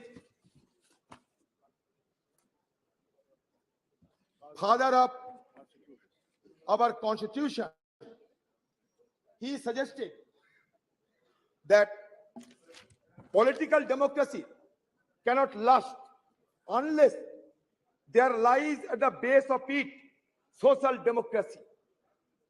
What does social democracy mean? It means a way of life which recognizes liberty, equality, and fraternity, which are not to be treated as a separate items in the Trinity. They form a union of Trinity in the sense that to divorce one from the other is to defeat the very purpose of democracy. Equality cannot be divorced from liberty. Liberty cannot be divorced from equality. And or equality and liberty can be divorced from fraternity. Now we need the mantra of Baba Sahib Ambedkar, the mantra of Jawaharlal Nehru and other stalwarts who have made this parliamentary democracy glorious for us to be remembered again and again. Sir, ये parliament में कभी भगत सिंह जी एक बम फेंका था, लेकिन किसी को आहत करने के लिए नहीं, ब्रिटिश सरकार को जगाने के लिए 1929 में। सर, ये सदन में हमला हुई थी 2001 साल में, आतंकवादी ने हमला किया था, हमारे वॉच एंड वार्ड और सारे लोग ये आतंकवादी हमला को रोके थे। आज हम सब के लिए हमारी तरफ से श्रद्धा अर्पण करना चाहते हैं। ये सदन के सारे मेंबरों के साथ साथ हमारे जितने स्टाफ है सर, ये मेहनत करते हुए आज इस सदन को इतना गरिमामय बनाया है। सर, आप सुन के चौंक जाओगे सर, जब पंडित जवाहरलाल नेहरू ने हिंदुस्तान की ये प्राइम मिनिस्टरशिप को संभाला, ये देश को अगुवाई करने के लिए तैयार हुई, तब हिंदुस्तान की हालत क्या थी जानते हैं सर? हमारे आयु थी महज 32 साल, हमारा साक्षरता थी महज 12%। सर, पर कैपिटा हमारा रोजगार क्या था जानते हैं सर? सिर्फ 245 रुपया। आप सोचिए, एक तरफ अकाल, विभाजन, पाकिस्तान और हिंदुस्तान का बंटवारा, लाखों की तादाद के लोगों को जान गंवाने पड़े, सारे देश में तही तही मच गई थी। उसी कठिन हालात में जवाहरलाल नेहरू साहब को ये सरकार को संभालने पड़ी। और उस समय की हमारे आर्थिक हाल को भी अब देखिए कि रोजाना हमारी देश की हर व्यक्ति को रोजगार थी सिर्फ 245 रुपया। सर, आज 14-15 साल तक ये देश की हर व्यक्ति की रोजगार बढ़ाया गया था 72,000 रुपया, अभी उससे और बड़ी होंगी। किसका मतलब किस जगह से उन्होंने शुरू किया था और किस जगह पहुंचे। इसीलिए उन्होंने कहा था उसी दिन कि long years ago we made tryst with destiny and the time comes when we will redeem our pledge. सिर्फ जवाहरलाल नेहरू नहीं, उस कॉन्स्टिट्यूएंट असेंबली में जितने लोग थे सारे ने ये शपथ ली थी कि हम देश को आगे बढ़ाएंगे, और देश आगे बढ़ते बढ़ते यहां तक पहुंचे।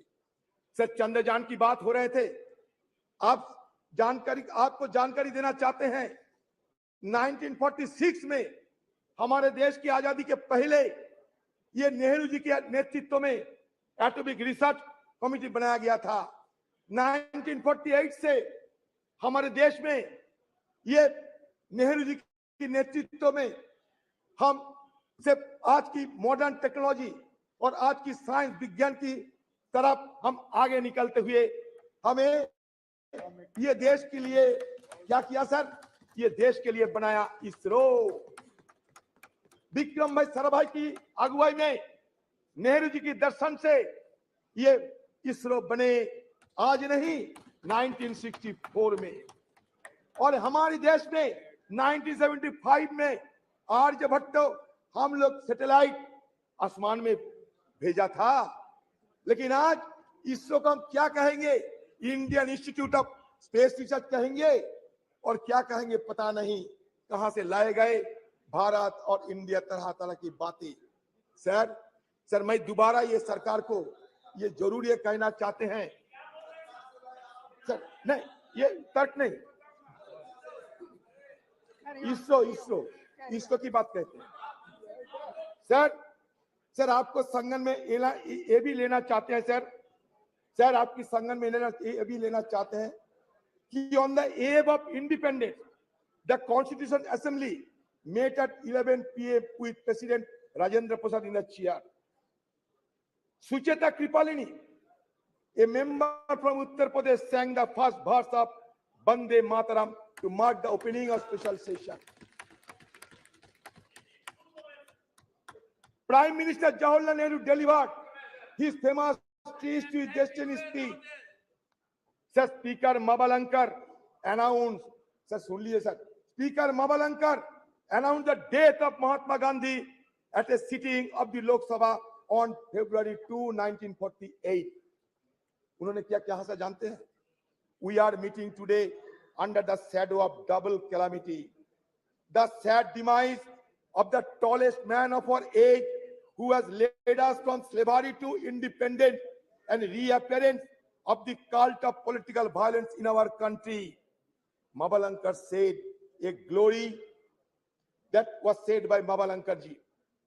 What Nehru ji attacked, a glory has departed, and the sun that warmed and brightened our life has set, and we shiver in the cold and dark. Sir, सदन में चर्चा होगा, वो भी स्वतंत्र की मुद्दे पे, हमारे कॉन्स्टिट्यूशन की मुद्दे पे, और महात्मा गांधी जी के नाम की जिक्र नहीं होने से तो अच्छा नहीं लगता है सर हमें वाजपेयी जी को भी बहुत श्रद्धा करते थे, अभी भी करते हैं। सर उन्होंने दिखाया ताकत। 1974 में इंदिरा जी पोखरान में एटॉमिक एक्सप्लोजन किए थे। सर उस समय से विदेशों की ताकतों ने हमें कमजोर करने के लिए हर संभव प्रयास की, लेकिन अटल जी रुके नहीं। नरसिम्हा राव की जमाने में भी ये न्यूक्लियर एक्सप्लोजन करने के लिए सोचा गए थे, लेकिन इसको साकार किया अटल बिहारी वाजपेयी जी ने, और उसके साथ साथ ये भी संदेश दिया देश सारे दुनिया को कि नो फास्ट यूज पॉलिसी हम अपना रहे हैं। सर उसके पहले हमारे खिलाफ सारे पाबंदी लगाए रहे थे, उसको हटाने के काम किसने किया था? हमारे मनमोहन सिंह जी, जिसको कहते थे कि मौन रहते हैं, उन्होंने मौन नहीं रही। जब G20 की सम्मेलन हुआ करते थे उस समय भी उन्होंने कहा ये अच्छा है हमारे देश के लिए। वो मौन नहीं थी, लेकिन बात कम करते थे और काम ज्यादा करते थे। फर्क यही है। Sir Indo US nuclear deal किसकी अगुवाई में हुई बताइए? सर इसी सदन में इस चेयर में बैठा होते हुए सोमनाथ चटर्जी साहब देश के लिए वो इंडो यूएस न्यूक्लियर डील को समर्थन किया और अपने पार्टी को नकार दिए थे। तो ये उदाहरण है। तो ये इंडो यूएस न्यूक्लियर डील अगर नहीं होते तो आज अमेरिका देश हमारे साथ इतना जुड़ाव ना दिखाते। ये भी हमें विचार करना पड़ेगा। सर हमारे इस पार्लियामेंट में क्या क्या हुई सर, छोटा सा मैं ब्यौरा देना चाहते हैं सर देखिए,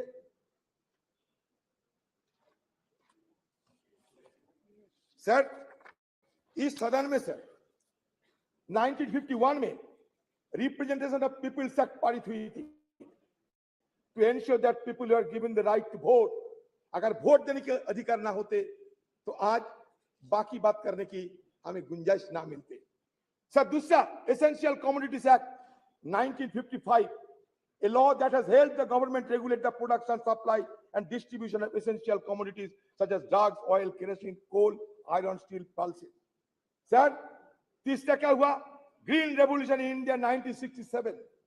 4 nationalization of bank, 14 banks were nationalized which enhanced banking infrastructure and services and created provision of cheaper credit to farmers. बता दे सर 1974 में एटॉमिक जब एक्सप्लोजन हुई थी ना, हमारे प्रधानमंत्री उस समय रही थी स्वर्गीय इंदिरा गांधी जी। ये भी आपको याद दिलाते हैं।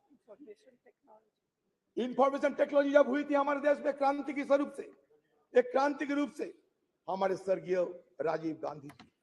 आज तो हम डिजिटल इंडिया की बात करते हैं। शुरुआत हमारे स्वर्गीय राजीव जी ने किए थे। शायद हम सबको ये याद में रखना चाहिए। सी डॉट से लेकर आज आर्टिफिशियल इंटेलिजेंस, जितने भी एवोल्यूशन होते हैं, इसका पीछे क्या इतिहास है, इसको हमें ध्यान में रखना चाहिए। हिस्ट्री को हम भूलना नहीं चाहिए। History is the remembrance of the past, it transmits from generation to generation. अगर हिस्ट्री को हम कैंसिल चेक नहीं बता सकते, history could not be treated as a cancel check, rather it should be treated as a promissory note in future. And now whatever cash in hand, we should spend it wisely. That should be the agenda of the any government. Sir, anti-defection law 1985 or a krantikari, child labor act 1986, the scheduled caste and tribes prevention of atrocities act 1989 to prevent atrocities against members of scheduled caste and scheduled tribe. Sir panchayat Raj institution act, ये और एक क्रांतिकारी act है। ये enacted in 1992. This act aimed to decentralize power and ensures local self government, enhancing grassroots democracy. Sir आज देश में 3 सरकार है, केंद्र की सरकार, सूबे की सरकार, ग्राम की सरकार, लोकल सरकार। ये क्रांति, it was a social revolution, and that social revolution occurred without shedding even a drop of blood. That is the significant achievement of our former government of under Rajiv Gandhi ji. Sir, Member of Parliament Local Area Development Scheme 1993. Sir, Right to Information Act 2005. It is a landmark. Sir, Right to Information Act 2005 is a landmark legislation that revolutionized transparency and accountability in governance. It empowers citizens to request information from public authorities, thus promoting openness and reducing institutional corruption. Sir, I am being tempted to refer the name of my leader, Madam Sonia Gandhi ji. Sir, Madam Sonia Gandhi ji, who took the initiative to pass the landmark legislation Right to Information Act. History will remember. Yes. The Scheduled Tribe and other traditional forest dwellers, recognition of Forest Rights Act 2006, National Rural Employment Guarantee Act NREGA. Sir ये नरेगा के खिलाफ कटुक्ति करते हुए कहते थे किसी ने ये मरेगा, ये नरेगा नहीं, ये मरेगा। लेकिन नरेगा मरे नहीं, नरेगा जिए हैं। और नरेगा से हमें ग्रामीण लोगों को अभी भी ग्रामीण लोगों को इसके सहारे जीने का मौका मिलते हैं। Sir, right to education act और एक क्रांतिकारी विधेयक पारित किए गए 2009 साल में। ये राइट टू एजुकेशन एक्ट के तहत it made education a fundamental right for children aged 6 to 14 years. Sir, again, Food Security Act, National Food Security Act 2013. The Food Security Act aimed to provide subsidized food grant to large section of the population, ensuring food security. It sought to address malnutrition and hunger by guaranteeing access to essential food items. Sir, the issue is, sir, जानते हैं गरीबी बढ़ रहे हैं, सारा देश में गरीबी बढ़ रहे हैं। सर, पॉवर्टी इंडेक्स में 117 की देश के अंदर हम 107 में आ गए। सर, कभी हमारे देश को देखते हुए ड्रेज और अमर्त्य सेन ने यह कहा था कि it looks like the island of California in a sea of sub Saharan country. इसलिए हमारा ये गरीबी को सबको चूकता है। एक तरफ बढ़ते हैं कुछ चुनिंदे लोगों ने, लेकिन दूसरी तरफ हमारा गरीबी भी बढ़ते जा रहे हैं। इसको ध्यान में रखना चाहिए। Sir, right to fair compensation and transparency in land acquisition, rehabilitation resettlement act 2013, street vendors act 2014। Sir, बाद में क्या देखा हमने? बाद में हमें विरोध करने पड़े, क्योंकि सदन के अंदर विरोध करने का अधिकार तो हमें है और विरोध करने के अधिकार हमारे संविधान भी हमें देते हैं। सर, यूएस न्यूक्लियर डील जब चर्चा होते थे, जब वोट ऑफ कॉन्फिडेंस हुआ था इस सदन में, तो कौन सा पार्टी कौन सा पक्ष में थे, शायद आपसे ज्यादा जानकारी है। मैं आज इसी शुभ एक अवसर पर किसी को और नहीं बोलना चाहते, लेकिन sir, demonetization of currency note in 2016 हमने विरोध किया। इंट्रोडक्शन ऑफ कॉम्प्लेक्स जीएसटी उस समय भी लाए गए थे जिस समय दूसरा सरकार थे, लेकिन फिर भी लाने में जो कमियां थी वो बार बार हम लोग उसका उजागर कर चुके हैं। सर, हमें application of article 370 and flight of Kashmir, ये मुद्दे को भी हमें आलोचना जरूर की थी। कश्मीर हमारा अंग है। सर, आज भी देखिए कश्मीर में हमारे फौजों को जान गंवाने पड़ती। इसमें तो यह साबित होते हैं उस दिन हमारी तरफ से जो शंका जाहिर किए थे वो शंका सही है।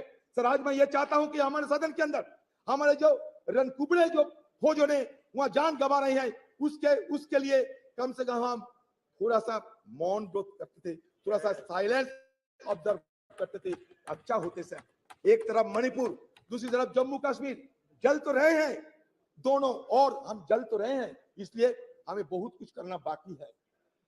ये तो सिर्फ एक झांकी है, हमें बहुत कुछ करना बाकी है। सर, और एक देखिए, और एक divisive legislation, citizenship amendment act 2019 and NRC. तो इस तरीके की डिविजन लेजिस्लेशन के विरोध हम लोग किए हैं सदन के अंदर। जो हम किए हैं बताते हैं। सर, हम लोग विरोध किए हैं, ये फार्म लॉ के चलते हम विरोध किए हैं, और हमारे विरोध के चलते, देश की किसानों की विरोध के चलते ये सरकार को फिर वापसी तो लेने पड़ी। सर, फिर digital personal data protection act हम लोग तो विरोध किए थे। सर, जो किए हैं हम वजह क्या है बता दिए हैं सर, और ये सारे हमारी तरफ से बात रखे गए हैं। सर हम तो ये चाहते हैं कि आज की हालत में हमारी तरफ से और एक मांग आपके पास रखना चाहते हैं। वो मांग ये है सर कि हमारी सदन में एक आप नियम चालू करें, इसमें विपक्ष के लिए सिर्फ एक दिन विपक्ष के लिए डेडिकेटेड किया जाए। उस दिन विपक्ष सब कुछ बोलेगा, विपक्ष को जो मर्जी विपक्ष को बोलते रहेंगे। इसलिए इसलिए एक दिन विपक्ष के लिए अब रख दिया करो। सर आपको शायद ये भी जानकारी होंगे कि हमारे पार्टी की तरफ से, खासकर हमारे पार्टी की CPP chairperson madam Sonia Gandhi ji women reservation bill के लिए सदन में कितने बार सवाल किए हैं और उन्हीं की अगुवाई में राज्यसभा में पारित होते हुए भी ये आज तक साकार नहीं हो पाए। तो हमारी तरफ से फिर हम ये मांग करते हैं कि आपकी सरकार रहते हुए ये वोमेन रिजर्वेशन बिल को पारित किया जाए। ये हमारी देशवासियों की मांग है। मुझे लगता है कि आप हमारी बात को जरूर गौर से सोचेंगे। सर बस हो गए सर मैं ये कहना चाहते हैं सब देश के हम ये कहना चाहते हैं सर, ये हमारे अभी भी बहुत सारे चैलेंजेस है, हमारे लिए बहुत सारे अवसर भी है। तो चैलेंजेस और अपॉर्चुनिटी के बीच मैं ये कहना चाहते हैं कि आज देखिए एक माहौल पैदा होते जा रहे हैं कि मेजोरिटी रहने से सब कुछ कर सकते हैं। Sir there are fears of an ambition to establish a one party dictatorship. ये देश में एक माहौल पैदा हो रहे हैं। This has led to the sidelining of the opposition's role in parliament, destabilization of opposition led government through tactics like the purchase of members of legislative assembly and the selective use of central agencies such as Enforcement Directorate, CBI, Income Tax Department against opposition leaders and ministers. Furthermore, the devaluation of parliament and the erosion of parliamentary procedure have become particularly pronounced during the second term of this dispensation. In 2021, the parliament convened for fewer than 50 days with minimal discussion on legislation and inadequate scrutiny of legislative bills. The decline in the referral of bills to standing committee is also notable, dropping from 60 to 70% during the previous government to only 22%. आपके लिए अच्छा होगा, ये हमारे deputy leader है, पूछिए ना sir. हो गया the first term of this government, a mere 13% in the second term. Additionally, the opposition has been denied the right to raise issues and press for vote during the legislative process, further undermining parliamentary norms. Sir, same is the status of Rajya Sabha. I don't know whether it will be allowed or not. Sir, India's transition, sir, मान के चलिए, India's transition from one party dominant system to multi-party system, and more recently to a nascent one-party system under this regime has fundamentally altered the dynamics of engagement with parliament. One positive aspect of parliamentary story is its representativeness. Initially in 1952, parliament consisted mainly of lawyers associated with the freedom movement and pre-independence legislative bodies. But now, scheduled caste, scheduled tribe, OBC, all have been included in the legislative mechanism. It's a very positive idea. Sir, मैं जानता हूं sir आपको थोड़ा जल्दबाजी है, मैंने आपको पहले ही बोल दिया था। सर मैं ये कहना चाहते हैं कि देखिए सर, ये हमारे देश, इसमें तरह तरह की बात तो किए जाते हैं, लेकिन सच तो ये है कि इंक्लूसिवनेस की बात होते हुए भी इंक्लूसिव नहीं है हमारे पार्लियामेंट। आप खुद देख लीजिए, नंबर देख लीजिए, माइनॉरिटी कम्युनिटी के लोगों को संख्या देख लीजिए और खुद तय कर लीजिए। मैं कुछ नहीं कहूंगा, आज कटुता हम नहीं चाहते। सर बात यह है कि सर ये हिंदुइज्म की अगर बात करें, हिंदुइज्म क्या होते हैं? हिंदुइज्म में 4 वेद है, मिलियंस ऑफ गॉड्स है, 18 उपनिषद है sir, 6 classical school of philosophy है सर, दो एपिक है। अच्छा ठीक है, अच्छा मान लिया आप अच्छा ठीक है, तो that means What does it suggest? It suggests that plurality is the essence of our civilization. We may be a young nation, but certainly we can proud of old civilization. Sir, हमारे civilization क्या कहते हैं? Plurality की बात करते हैं. India as a nation or as a civilization is an unending celebration of pluralism. Sir, pluralism accommodates differences, and differences in turn embody, enact dissent. Sir, ये हम कहना चाहते हैं, जब ये कहते हैं कि वसुधैव कुटुंबकम का मतलब क्या है? यही तो मतलब है, सबको चिंता को, सबकी भावना को शामिल करना चाहिए. सर, हमारे सरकार कहिए, हमारे संस्कृति कहिए, ये संस्कृति में ये भी दोहरा गया है. अहंकारम बलम दर्पम क्रोधम. सर, अहंकारम बलम दर्पम ये वर्जित किए हैं हमारे हिंदू धर्म. सर, इसलिए मैं कहना चाहते हैं, अहंकार को छोड़ना चाहिए हम सबको. हो सकता है आपका बहुत सारी क्षमता हो सकता है, आपको कभी हमको, लेकिन इसको वर्जन करना चाहिए. अहंकारम बलम दर्पम कामम क्रोधम समस्थिता मम आत्मा सर्वदेहेषु प्रदो विष्णु अभ्वसुआ का मतलब क्या है? मतलब ये होते हैं कि ऊपर वाले को गुस्सा की आप आमंत्रण ना करें तो बेहतर है. सर, इसलिए आज जब सदन के अंतिम दिन है, मैं उस बुजुर्गों को स्मरण करते हैं जो हमारे बीच अभी नहीं है. Carry on. हाँ सर,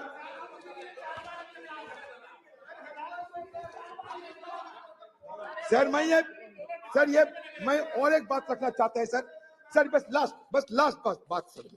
देखिए सर, हम सब ये हमें भुगतना पड़ता सर इसके लिए, इसलिए मैं रखना चाहते हैं आपकी निगाहों में. सर, ये कहता है कि फ्रीडम ऑफ एक्सप्रेशन, ये मानते. अब सुन लीजिए sir, it is perhaps the most fundamental parliamentary right of a member of parliament. Every member is entitled to freely and fearlessly express himself on the floor of the house, inter alia, on burning issues of the day and matters of urgent public importance. If a member fails to do so under one of the available procedural devices, he often takes recourse to what has come to be known as zero hour.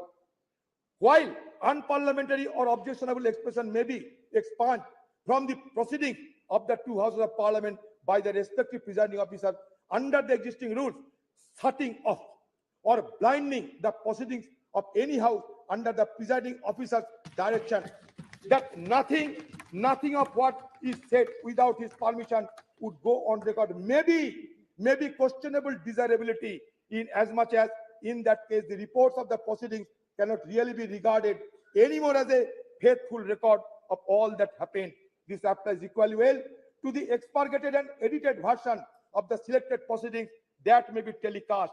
In any case, when the question hour or any other part of the proceeding is telecast live, how can the presiding officer expansion order operate? Sir, इसलिए हम चाहते हैं कि हमारे अधिकार को ये दे जाना चाहिए. सर, हम चाहते हैं कि सदन की जो गरिमा, वो गरिमा बरकरार रही है. सर, आज स्पेशल सेशन है, ये नॉर्मल सेशन है, क्या है किसी को पता नहीं. हमें बाहर से मीडिया वालों के हवाले से पता चलता कि स्पेशल सेशन है या नहीं. सर, जब मिडनाइट सेशन होते हैं, जैसे कि आजादी के दिन हुई थी 14-15 अगस्त, वैसा मिडनाइट उसमें चर्चा नहीं होते. जैसे कि जीएसटी के लिए नरेंद्र मोदी जी किए थे, चर्चा नहीं होते, लेकिन बाकी स्पेशल सेशन में चर्चा होते. लेकिन इसके साथ साथ बाकी लेजिस्लेशन नहीं जा सकते. लेकिन यहाँ 8-9 सारे मुद्दे को आप शामिल किए हैं. पता नहीं इस तरीके की कैसे आप सदन को गरिमा को बरकरार रखेंगे. क्वेश्चन आवर में हमें शामिल होने का मौका नहीं है, जीरो आवर उठाने का मौका नहीं है. फिर आप कहते हैं कि गणतंत्र गरिमा को बजाय रखना चाहिए. सर, ओल्ड से न्यू हम जाते हैं, ओल्ड को हम भूलना नहीं चाहते. Old is always gold. Sir, there is a saying that old horse is best to ride. Old horse is best to ride. Accordingly, old house is best to bust. हम नया सदन में जाएंगे, लेकिन पुराने को याद में रखेंगे.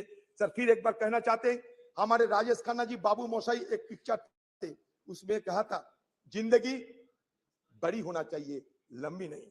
हम रहे या ना रहे, लेकिन आज सदन के अंदर हम जो करते जा रहे हैं, अगले दिन हमारा पीढ़ियों ने इसको याद रखेंगे। इसलिए जिंदगी बड़ी होना चाहिए, लंबी नहीं। ये बात कहते हुए मैं अपना बात समाप्त करता हूं। Very good, very good.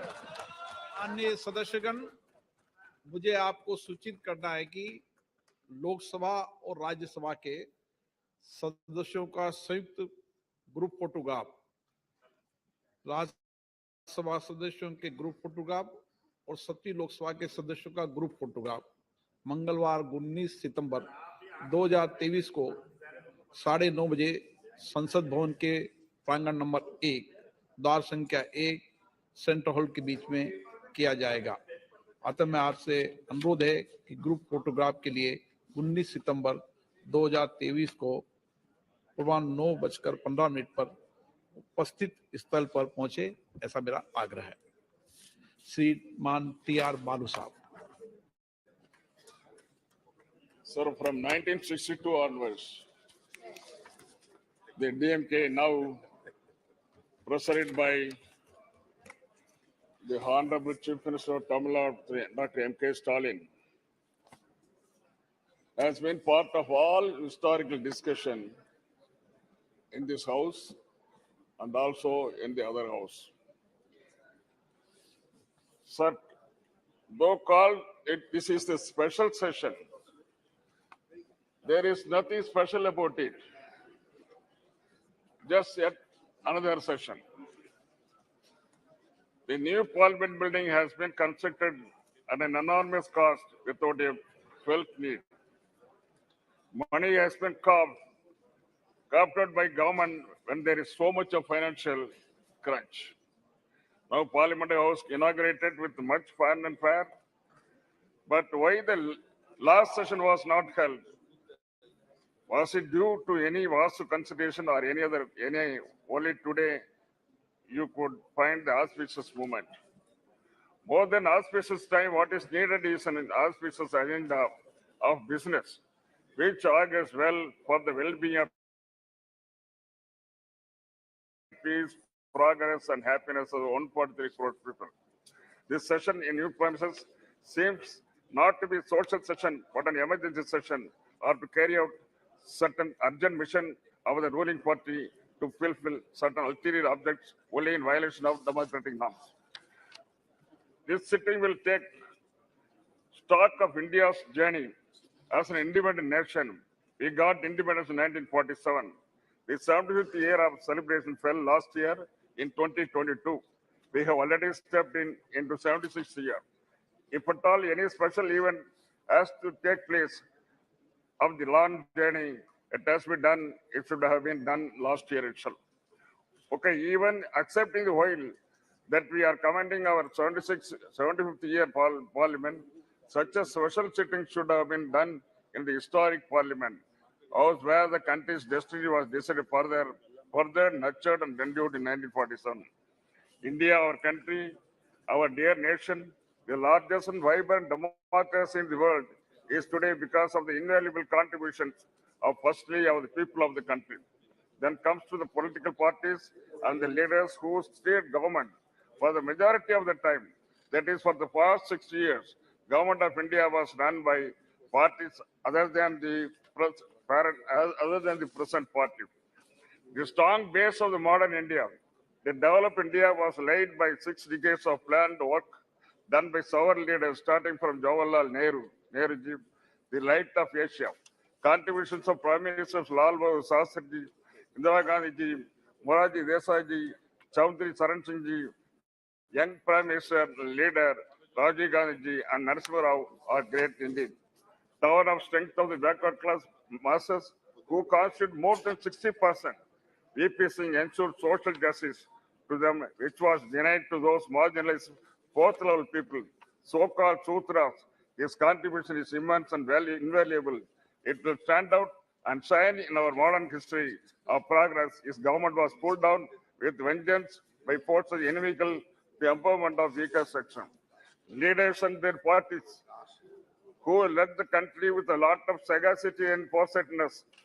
Whenever there was political instability, when single party majority evaded mainstream parties. It was like saving and protecting standard person. It happened in 1989, 96, 98, 99, 2004, and 2014. The leaders who came to the rescue of the nation at critical times were Deva Gowda, I.K. Gujaral, Atal Bihari Vajpayee, and Dr. Manmohan Singh. The political leaders who played a great role then were DMK leader Dr. Kalanga Karunanidhi, NTR, George Fernandez, Communist Party like Indrajit Gupta, Somnath Chatterjee, Sujit Singh.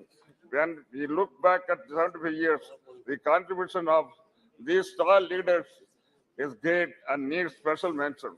The contribution of opposition parties, mostly of the regional parties like DMK, in national politics and governance, have a special place. This constructive opposition criticism and suggestions have helped the government from time to time take corrective measures because they have represented the regional interest and linguistically minority population groups.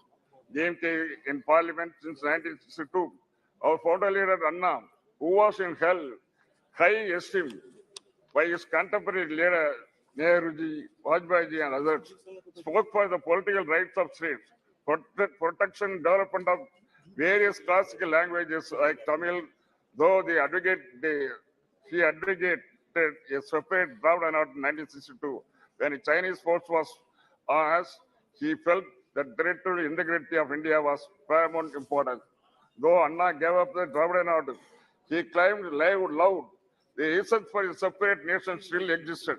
That way, it was sagacious advice of central government. After all, India is a union of states. That is the constitutional position. 560 princely states and kingdoms, including large countries like Kashmir, Hyderabad, small kingdom like Pudukkottai in Tamil Nadu, joined later with independent India. Sikkim was the last to join in Indian part. In the last 75 years, promises given to its members, state and just aspiration of the people of the state, with various cultural traditions have been broken by Union of India. The latest example is repeal of Article 370 and snatching away the special status of Jammu and Kashmir, like rubbing salt on the serious wound that large states have now been broken into two union territories, whereby the emotions and rights of the people of Kashmir have been trampled upon. While looking back India 75 years, patting our backs and claiming credit to the impressive performance like Chandrayaan by individual leaders and parties is not appropriate. The success we have seen so far is success of one party, crores of people of this country. Without their support, strength, labor, and commitment, nothing is possible. What we have really introspect is the failures we have faced in 75 years. These failures are the result of the broken promises as in Kashmir, Manipur, Tamil Nadu, and other states. Union of India should go extra mile to get full confidence of the people of states and fulfill the regional aspirations in terms of secularism, equal rights for development, linguistic, political, and democratic rights. While mentioning about the crucial role played by DMK party in ensuring stability and national government at the center, I have tell you about the support extended to Indiraji government in 1969 and Vajpayee government in 1999. After vertical split support by Congress in 1969, the Indiraji government lost majority. It becomes a minority government. This happened after leader Anna has passed away in 1969. Congress was not our friend then, but when mattered to our great leader Kalanga, who succeeded Anna as Chief Minister and President of DMK, was stability of the Union of India. Still, the scares of 1962 war with China was still paining us. Therefore, Kalanga decided with a clear vision to support Indiraji with our 26 members in Lok Sabha. With our continued support, she was able to bring the revolutionary policy measures like abolition of privy purse, nationalization of banks, and the other poverty alleviation program. Anna, a good friend of Atalji, after a very long political struggle, he is able to lead BJP to power in center 1998. It was a feeble, ragtag coalition with a particular party. poor Vajpayee, a gentleman leader, was carrying on with his government. As he said in Tamil, Nitya Gandam Purna Aisu, daily death, threat by alive still. This was the condition of Vajpayee government. The government was in ICU for 13 months. She was gifting life to Vajpayee government on a daily basis. What a pity. Ultimately, she pulled out and government fell at 13th month in March 1989.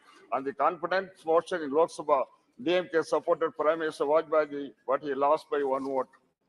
In the subsequent election, we supported Vajpayee's candidature for the Prime Minister because, as I said, he was a gentleman politician, a statesman, and above that, he did not have animosity towards all minorities. He willingly agreed to common minimum program with alliance partners. He stuck to Raj Dharma. Not only that, Vajpayee has asked his other leaders in his party to stick to Raj Dharma. He was able to complete his full term as Prime Minister with the prestige and hope. Pokhran test and Kargil victory was possible because of stability of Vajpayee's government with the DMK support and our leader Dr. Kalangar's support was the main reason. The present ruling party should revisit the pages of India's recent history and refresh itself with these important movements and appreciate how DMK has played a respectable role in providing stable government at the center. Sir.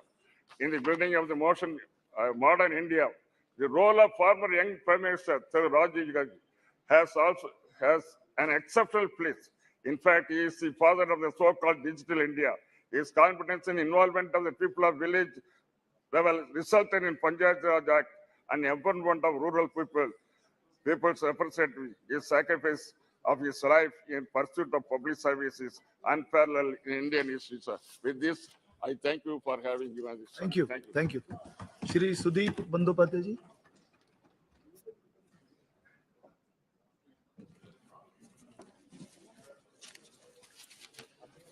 Sir, I rise to speak on the discussion on parliamentary journey of 75 years, starting from Samvidhan Sabha, which has not yet been discussed in details at all in the House. Achievements, experience, memories and learnings. Sir, this is the last day of the current Parliament House. And this is possibly the last agenda we are going to discuss. So on the day of the nostalgia, we feel a flood of memories. The past and pledge to preserve our best democratic traditions for the future. Sir, the journey began just after independence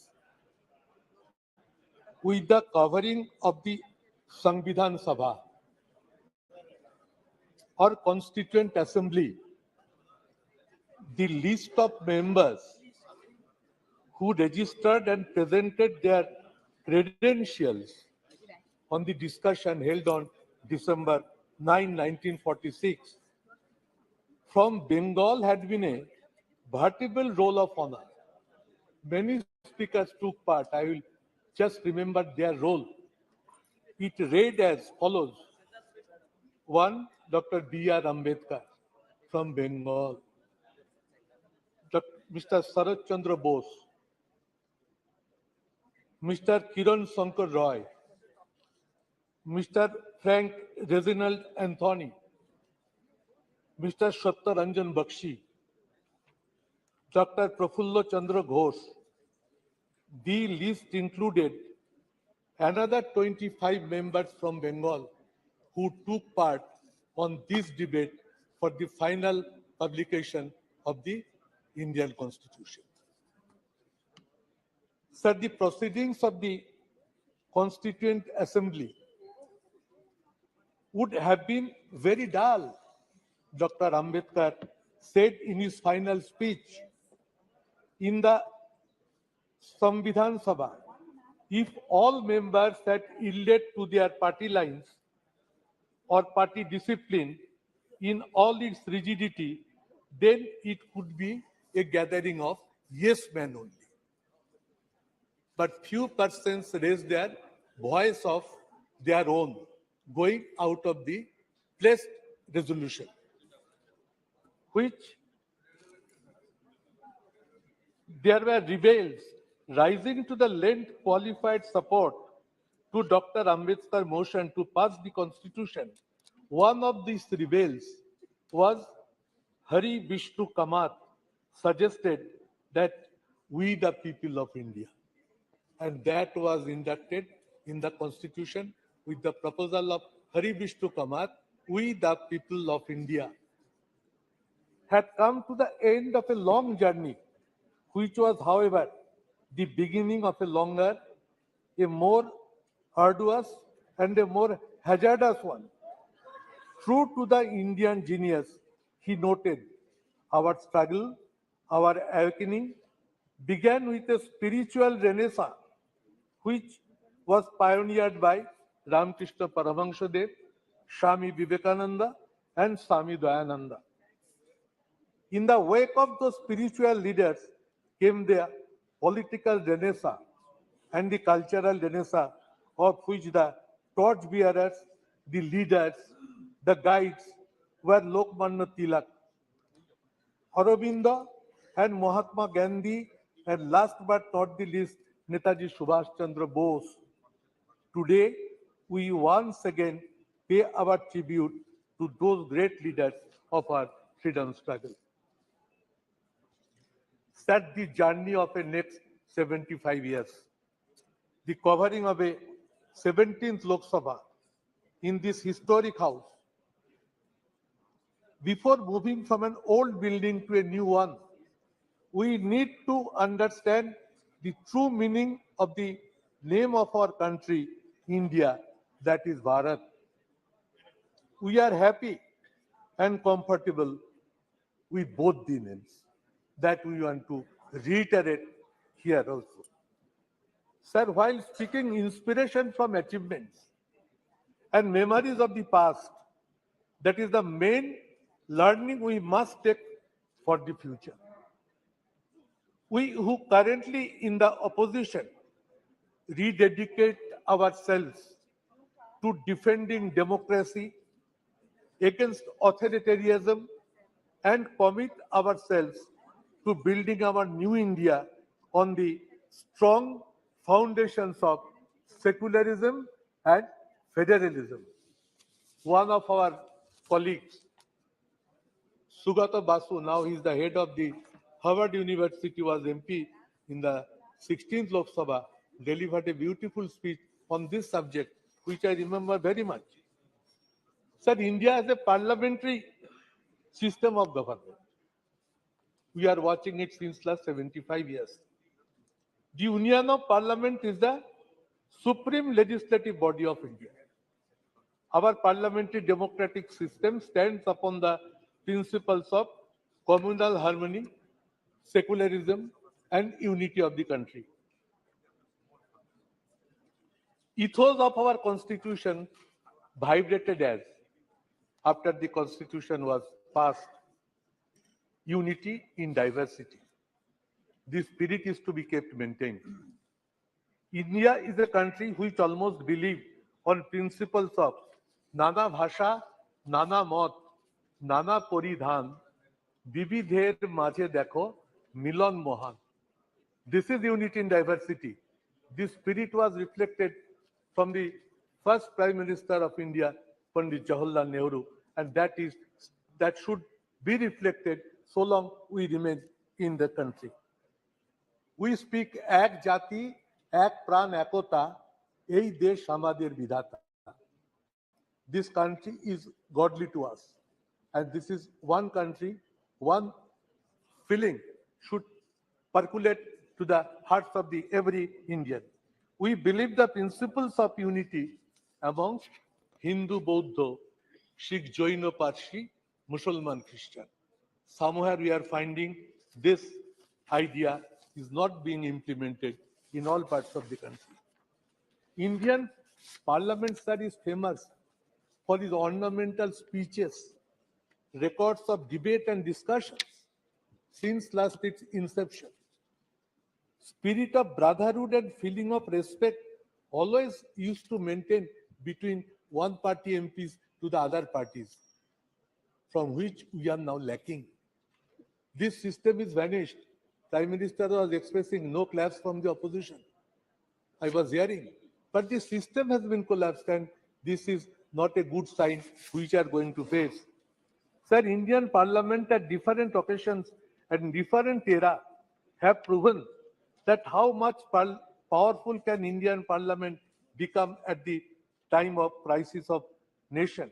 Whole Parliament stands by India or Bharat. Earlier Prime Ministers, sir, of all times responded to the questions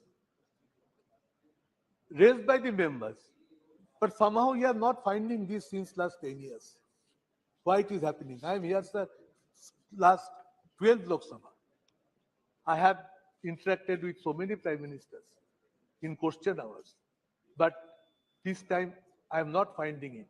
I hope this will be reflected at the new house. Continuous process of discussion in connection with international and very important national issues were part of regular parliamentary practices. Nowadays, it is totally invisible, sir. Indian Parliament have shown their unity amongst themselves when China or Pakistan invaded India. Atal Bihari Vajpayee ji praised Indira Gandhi by pronouncing her as Ma Durga. At the time of war in Bangladesh, we still remember it. There are exemplary precedents like this in the history of Indian Parliament. Opposition facing treasury benches opposition, these were reflected in the House on many occasions, on several times, but which is now being totally invisible. Keeping faith upon international solidarity and brotherhood, our Parliament has expressed solidarity with many other countries who have fought for their independence. Sir, I was first elected in 12th Lok Sabha as Trinamool Congress candidate. That time, our party leader Mamata Banerjee, it was the first time a new political party entered into the parliament. And that time, she raised her voice in parliament for 1/3 reservation of in Lok Sabha and assembly. The incident we still remember. She caught one MP by neck when she was going to hear the bill which was going to be placed on the floor of the House. Now Sonia ji has also written a letter to Honorable Prime Minister to take it up. Sir, our demand would be that in the next current new Lok Sabha building, Parliament building, let this women reservation bill be tabled and let it be passed without further delay. Let it be initiated with a positive direction by which this Parliament can initiate its journey with a very positive outlook. Sir, fall of government by one vote, we have witnessed it sitting on the floor of the House. And we have seen the power of the Parliament. How peacefully the voting pattern went on. And just next to me, Chandrasekhar ji was sitting. He asked me, Sudeep, what is the result of the vote? I said, Vajpayee ji has been defeated by margin of one vote only. He said it to me, oh, if I had the idea, I could have voted for Vajpayee ji, by which the vote pattern could have been different.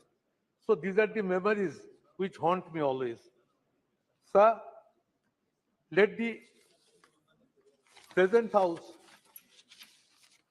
run with a positive direction. Common principle of parliamentary democracy is that House belongs to the opposition. I tell it at the all-party meetings whenever Honorable Speaker convenes that in a parliamentary democratic system, House should belong to the opposition. But nowadays, bills are being passed without debate or discussions. It is not a good precedent. Both sides are to be more objective in their approach, in their outlook. And when a House can run properly, If the ruling party takes a positive decision, then only it becomes possible. Otherwise, it is not possible for the opposition to run the house in a proper manner. The GST declaration being celebrated by convening midnight parliament session. It was held to make it historical. But many important and extraordinary situations prevailing in the country are not being allowed to raise and discuss in the House. Sir, brute majority in Parliament by one political party at this present Parliament reflects its arrogance is not desirable. What my long experiences say that if brute majority persists, they are in a mood to gag the voice of the opposition. It is neither desirable nor it is supported by all the members. So we will approach to the ruling party to make themselves restrained in the coming sessions. Long since it is proven, Parliament session must reflect with more positivity and become as result-oriented. But in few last sessions or in few last years, this Parliament session is not becoming result-oriented. That is a part of sorrow. The attitude of the ruling party of Parliament can make it viable and functioning. They will come, sir, if this way runs. The people will start losing their faith in the parliamentary system of process. That what this parliament is going to give to us. And once people start losing their faith upon this parliamentary system, it is a very dangerous system. So, sir, we must try to remain more committed and faithful at the 75th year of Indian independence to see that parliamentary democratic system remains alive with its massive strength. Sir, we hope we are entering into a new parliament. Let all these systems be approached, be focused, be presented, be ventilated in a positive manner. Whole country should feel the change from one building to other building will also carry some feelings, good sense of ideas prevail, and we each one become to the respectful to each other sections in a broader mind. So lastly, I must say the slogan that whatever manner country proceeds, we must say, long live secularism and federalism. The federalism structure of the country is under big threat, where West Bengal is one of the major victims. I should take it up. We are trying our best to draw the attention of the government, and as a leader of a Trinamool parliamentary party in Lok Sabha, I should keep it on record as mentioned. Sir, I repeat, no attempt is to be taken to create division in between India and Bharat. We firmly stand by both. Jai Hind, sir. Jai India, Jai Bharat.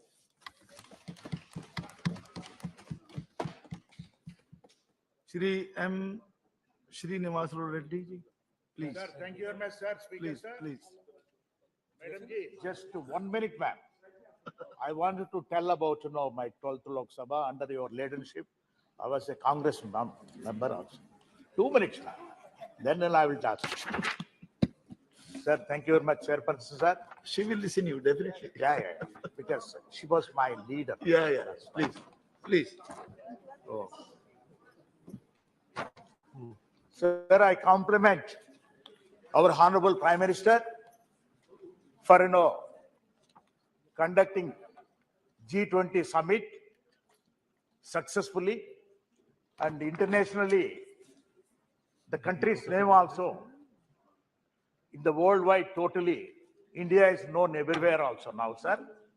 So really, he has put a lot of, effort and hard work for this. My complimentary is again to him, sir. And one more thing, sir.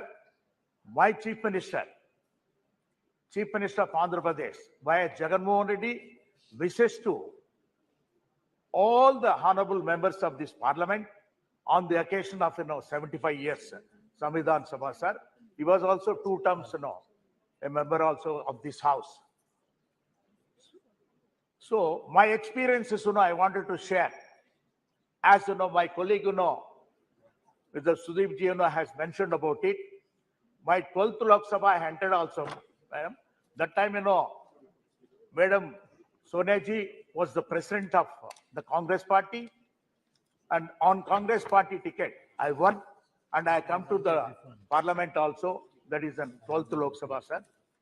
So the experience, as earlier, my colleague mentioned, that time, after 13 months, Vajpayee ji's government, when ADMK withdrew the support for the Vajpayee ji's government, then strength has come down, sir.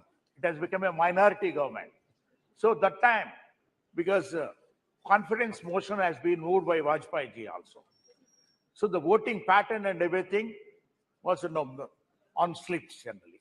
Everybody was in tense generally. How we know the result will be there? Because of the floor management. Everything, we all also thought that, okay, Vajpayee ji also will come out and everything. But lastly, when the result has come with 1 vote, he was defeated. The government was defeated. That too, the then Chief Minister Giridhar Gomango ji was also a member of parliament in this house. Yes, Sudhir ji? Yes. So he came and voted. Then otherwise it would have become it equal and decided by the speaker also. That time the speaker was Honorable GMC Balayogi. So how the parliament also depends on nature only. Finally, God has to decide how it has happened. When we see all these experiences, we cannot forget in our lifetime, sir. So I have seen a lot of speakers also in this, because when I entered about 25 years back, before that itself, my family, my late brother and sister-in-law were also members of parliament. I used to come to the Central Hall regularly, enjoy the Central Hall, sitting there yourself. Sorry. Sorry, ma'am. Sorry. The luxury of the Central Hall, sir. When you sit in the Central Hall and look at the dome, you will feel so comfortable also. Because that only now you are going to miss in the new parliament. And these experiences cannot be, generally, only memories will be there always for us also, sir. And regarding, again, in 14th Lok Sabha, sir, main, important, agreements, Indo-US agreement. This has happened on 23rd August 2006. So the bill that time, to be passed in this agreement was also a potential thing. Later, 14th Lok Sabha itself, 22nd July 2008, conference motion of Dr. Manmohan Singh ji. That also was a tensionable thing. It was also, floor management could able to do everything. So that was also in a tensionable. All this, strength of strength and everything used to happen in the midnight only, sir. So the result of the thing was so joyful at the time. Then if you look at it also, sir, 15th Lok Sabha, that is, was thing for our Andhra Pradesh itself. The division of both the states. Andhra Pradesh has been divided into 2 states. That is Andhra Pradesh and Telangana. 18th February 2014, the bifurcation, the bill, AP reorganization bill has been passed. But problems are so far, after 9.5 years also, whatever the promises made on the floor of the house, both the houses have not been fulfilled, sir. The special category status, which has been, for 10 years awarded by both of the houses, so far, now we are not getting, any inch of it also, it has been no more, sir. In spite of, our Honorable Chief Minister, Jagan Mohan Reddy Garu, used to come and visit also to meet in the Prime Minister and our respect to other related ministers also, sir. So I request you, sir, the special category status is a must for Andhra Pradesh for the development of the state, sir. In spite of, my Chief Minister, Jagan Mohan Reddy Garu is working hard. If it is there, to add to that also, he can do, a lot of wonders there in this, sir. Sir, now if you see that, 17th Lok Sabha, we are here. So 17th Lok Sabha also, this Lok Sabha, I have seen also, sir, Article 370 passing also great thing, and introduction of GST, other things also, sir. So all my experiences, sir, I want to put it you here, sir, because it is only to tell always to my colleagues that this house got only 543 members. So becoming a member of parliament is, God's nature's gift only. One should be lucky to become a member of parliament in this house, because 140 crore people are there, sir, now. Only 543 people are recognized in this. So this is the temple of democracy. From Sarpanch also should think of whatever is passed, Panchayat Sarpanch, in the parliament, will go into that also. They have to implement that.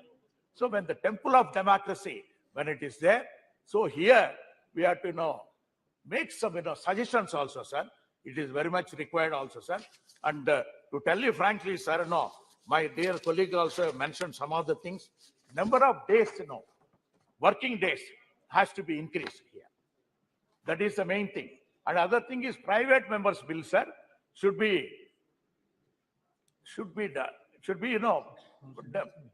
implemented properly also. And the third one, sir, 30% of the agenda should be suggested by the opposition parties. Then only the house can function properly. And apart from that, sir, respect for MPs are a little bit coming down, what I could able to see, sir, now. So that earlier when I entered in, that is 1998, 25 years back, the ministers used to give appointments, right away, without, much time or anything. And the secretaries used to give appointments also right away. And now, that is lacking. And not only that, sir, what is required is because our country's thing is, only 10%. That means strength of the ministers have been decided by long ago. That is 10% of the Rajya Sabha and Lok Sabha members only can be made as the council of the ministers. See, this time, this thing has been decided when the population was only 50-60 crores. Now the population has increased to 140 crores. This percentage has to be increased automatically to take care of the public, so that, everybody can, get the benefits of the central government. Sir, the states also needs to know more powers to be given also, which has to be done by the central government. Sir, my conclusion is that, sir, we have done, beautiful here. We have actually 75 years, we are living in this atmosphere. We are going to miss it. Emotionally, personally also, I feel that I am missing, a great thing. But changing times, changing trends, we need to know everything, for the sake of youngsters. You have to create a beautiful, modern, all digitalized parliament. So that's why our Honorable Prime Minister also has taken the task. I must compliment him also for creating a new parliament, sir. Thank you very much for giving a lot of time. Thank you. Honorable Member Shri Giridhar Yadav ji. Giridhar, yeah.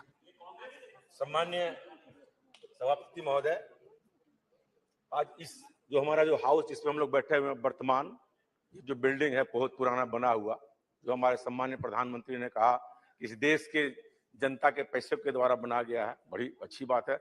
उसका आज हम लोग विदाई दे रहे हैं। वो नए भवन में हम लोग कल से जाएंगे। इस भवन को हम बहुत प्रणाम करते हैं। इसने बहुत सारे दिन देखे 75 साल के आजादी के इतिहास में, और बहुत अच्छे से भारत का लोकतंत्र चलते रहा।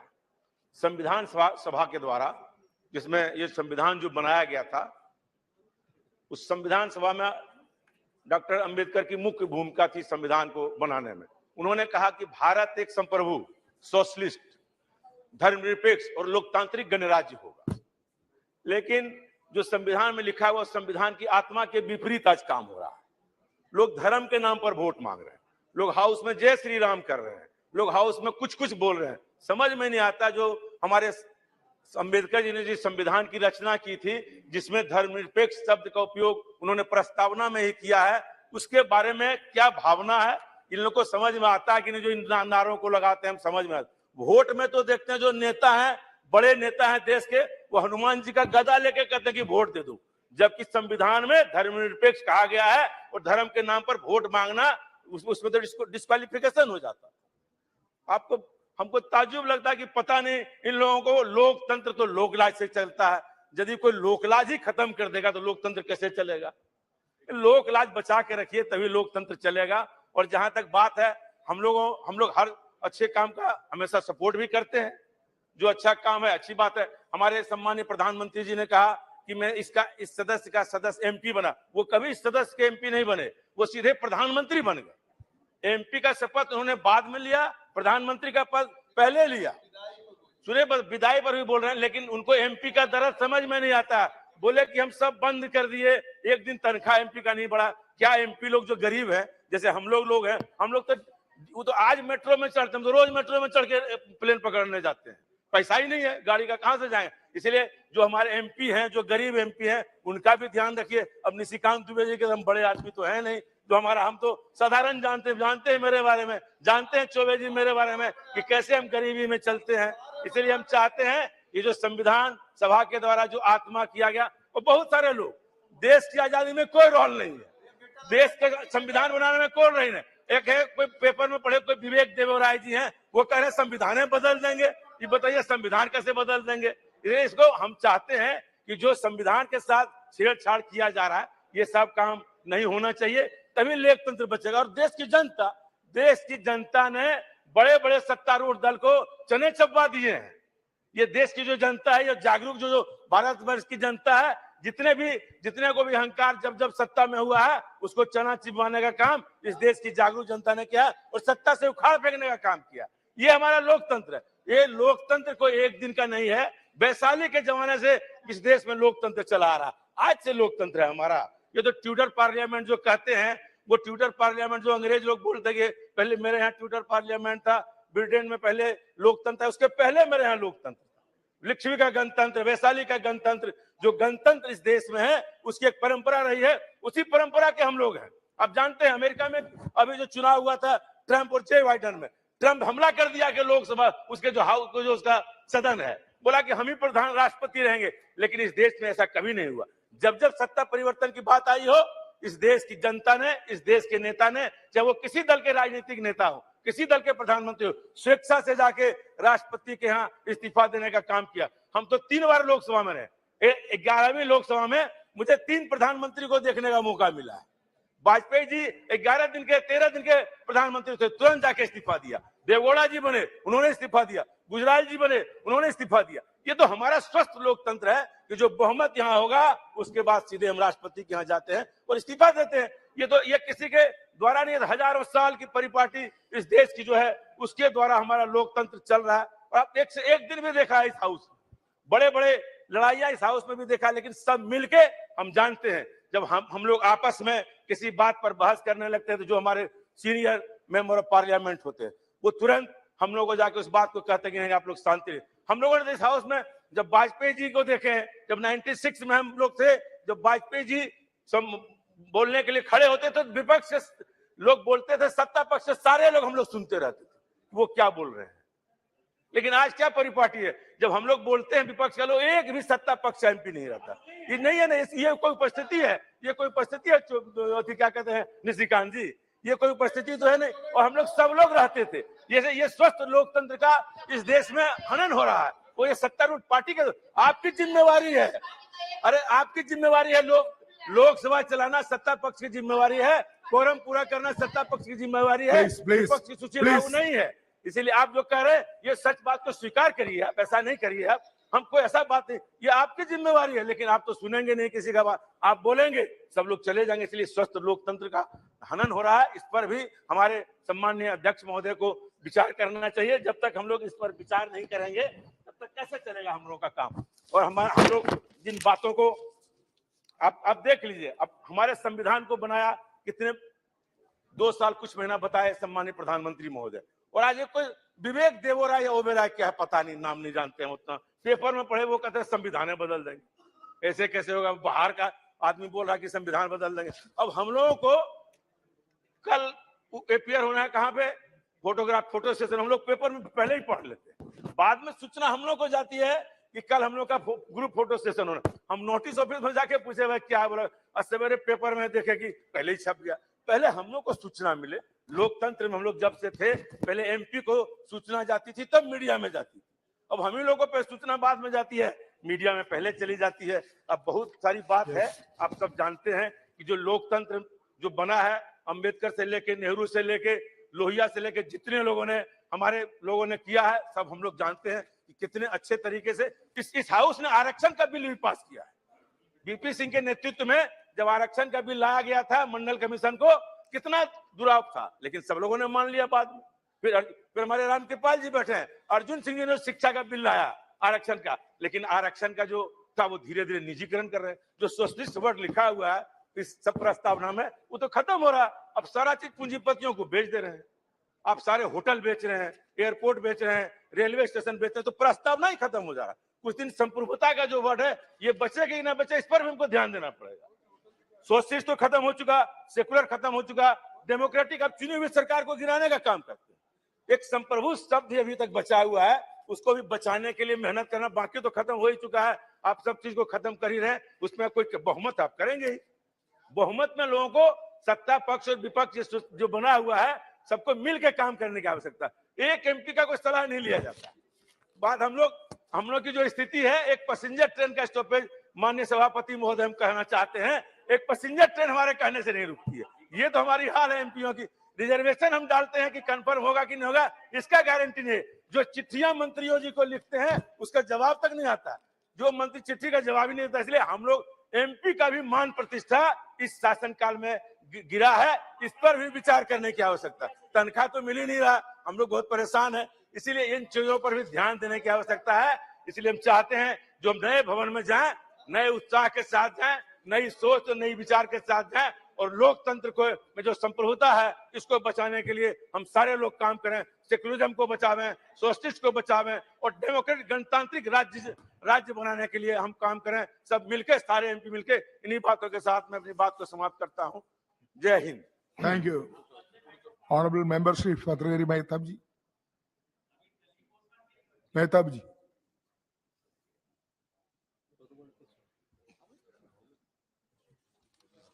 Is not ready. Not ready. Mehtap ji. Thank you. Ready? Sir. Unexpected call, I think. Unexpected call. You're not ready.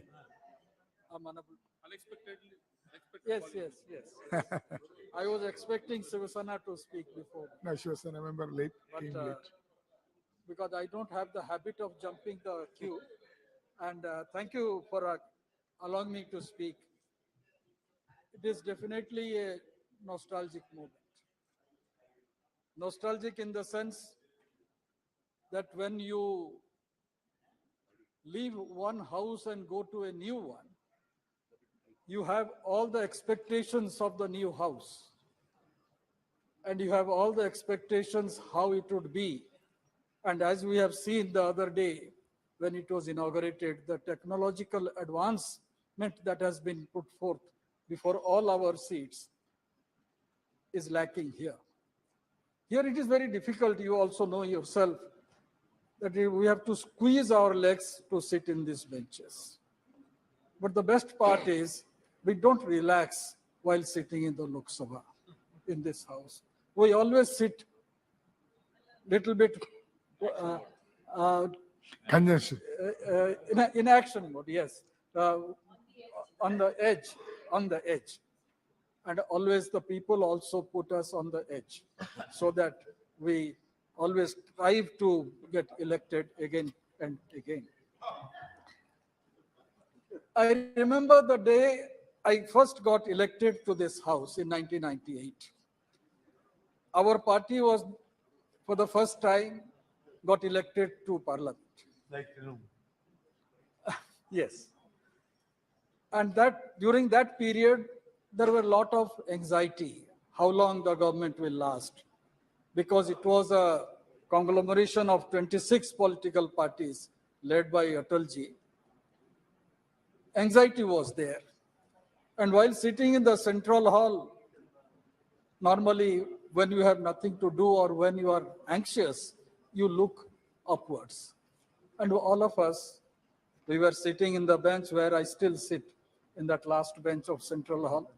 And some of my friends always allow me to sit in that bench. We looked up. And in the inverted dome, we saw number of hexadomes. That time, one of my friend, my colleague had said, my intention is to be a member of this house at least for 2 terms. Then I asked him, 2 terms means 10 years. अगर 10 साल हो गया तो काफी है यहाँ member होने में, फिर हम अपने प्रोफेशन में निकल जाएंगे. That time I had yes, and that time I suggested, very foolishly of course, that let us count the hexagrams which are up there. Let us count it. And the day we get the correct answer, I'm yet to count it. The day we get the correct answer, counting it, think that that is the last term of yours in this house. And Mr. Shiv Kumar Udasi has already counted it.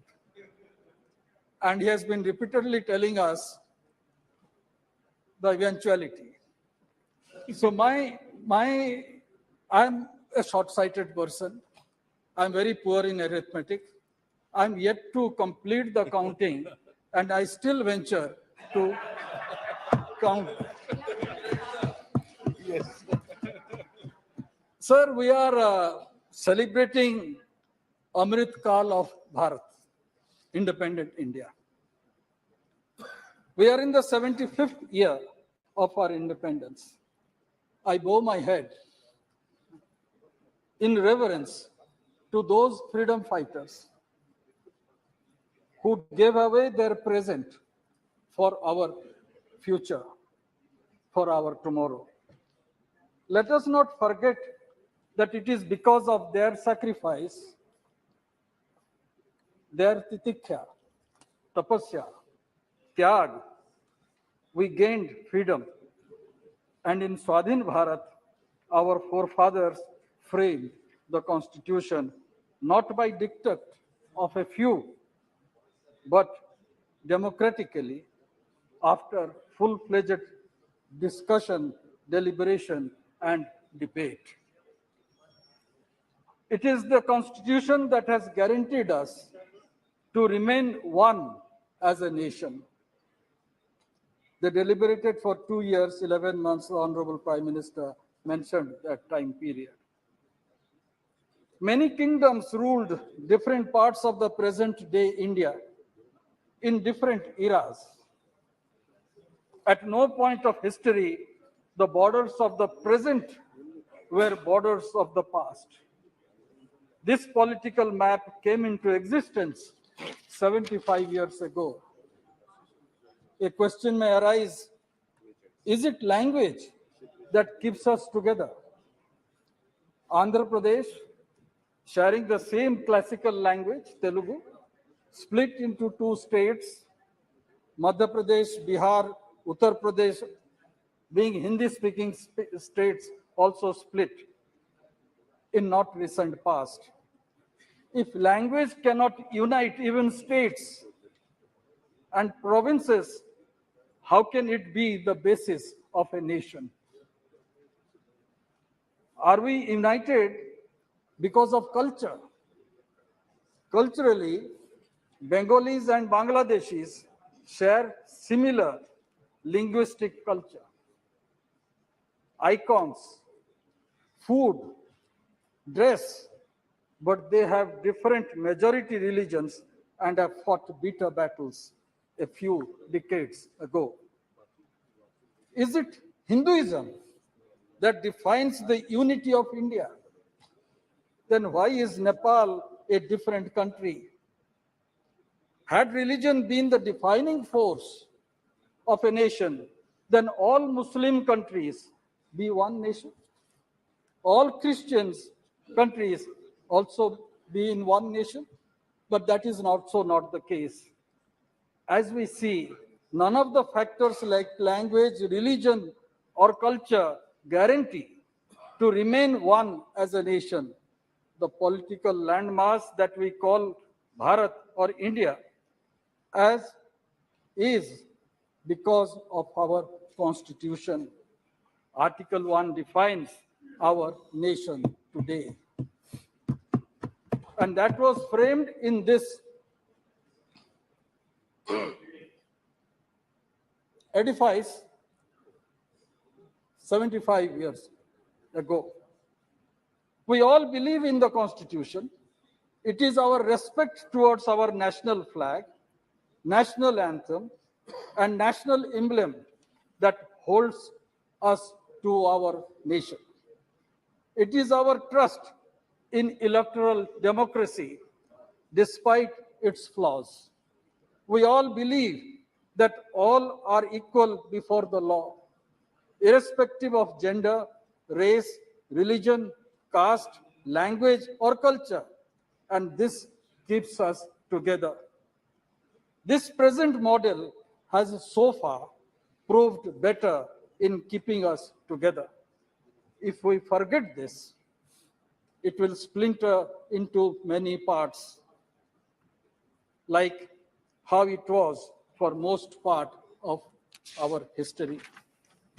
Our republic is commemorating the 150th birth year of Sri Aurobindo, 90th death anniversary of Bipin Chandra Pal, and the 103rd birth anniversary of Bal Gangadhar Tilak. Long before, in 1905, these three intellectual giants laid the foundation of our freedom struggle with clarity on the power of Swaraj, nationalism, and Sanatan Dharma. It is the great resilience and tolerance of the Indian people that has contributed to the unity amidst fascinating diversity.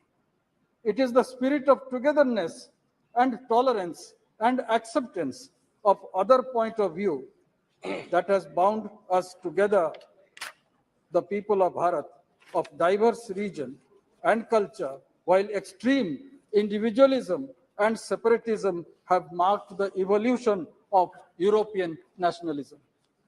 Admittedly, all was not well with the Indian civilization in its journey towards unity and integration of our nation. We should remember the painstaking effort that Sardar Patel had made in uniting this country. The princely states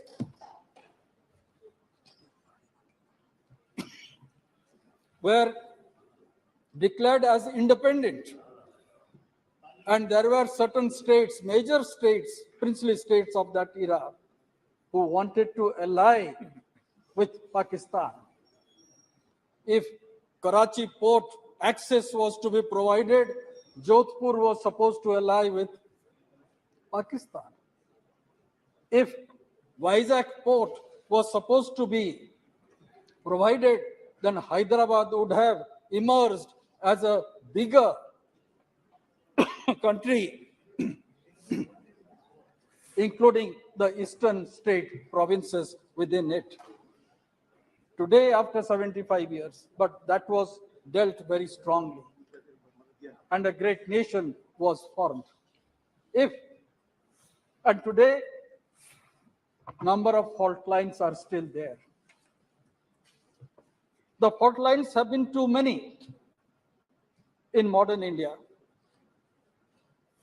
that we had inherited. Few from the past and new ones have been created after independence. I'll just give some instances. Caste exists. That is a major fault line in our country. Communal divide is there. No matter what we say, it is there. Terrorism is the biggest enemy. Ultra-communism or communist revolt is also affecting large part of our country. Paradox of personal law is glaring. Constitution guarantees freedom of expression, yet repressive personal laws take away basic fundamental rights of the individual. And this was demonstrated in the late 80s when Shah Banu got a verdict from the Supreme Court and it was undone here in this house. Yet the concept of Bharat has existed for more than 5,000 years. Since the Harappan age till date, in spite of all the vicissitudes, the sense of oneness exists. Sir, the parliament has been the platform of many events that have shaped this nation in last 75 years.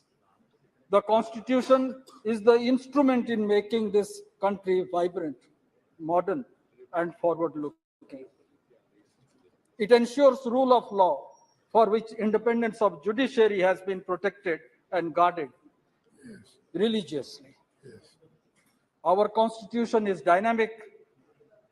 The first amendment moved by the first Prime Minister, Jawaharlal Nehru, in May 1951, just a year after Constitution being adopted in the Constituent Assembly, clearly demonstrates keeping in tune with the time. And here I would like to quote what Pandit Nehru had stated.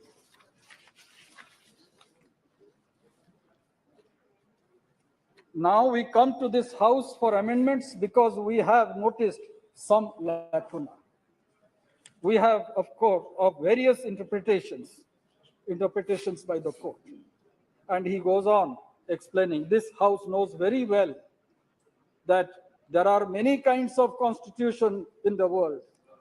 There is the constitution which is not written down, citing the United Kingdom's constitution. And also he has mentioned about the Constitution of United States. And there he says, we have a written constitution like the constitution of that great country, where the constitution to some extent limits the authority of the parliament or of the Congress. So bringing a semblance of both together, where rigidity will be little bit of flexible and one can move ahead. That's how the first amendment relating to Article 19, addition of 31A and 31B was incorporated so that the elected government can prepare specific programs for the development of the country. Sir, the basic structure is a moot point which I believe should be discussed when we are discussing about the 75 years of our independence. Supreme Court, I need, sir, a little bit of time. Rule of law means the parameters of decision making and discretion remains always circumscribed by the Constitution. We were witness to the revocation of Article 370 in this House. Uniform Civil Code is another relevant matter that needs to be fulfilled, as Constitution has stipulated. Lot of talk is being made about nation, one election. Various views are expressed. A committee has been formed. Let's wait for that, their recommendations. But I feel it's not something unachievable. I believe it is a necessity. We cannot have elections every year. And we should also remember what Gandhiji had said. He always said, India belongs to all who live in it. Feeling others' pain is the mark of a good individual.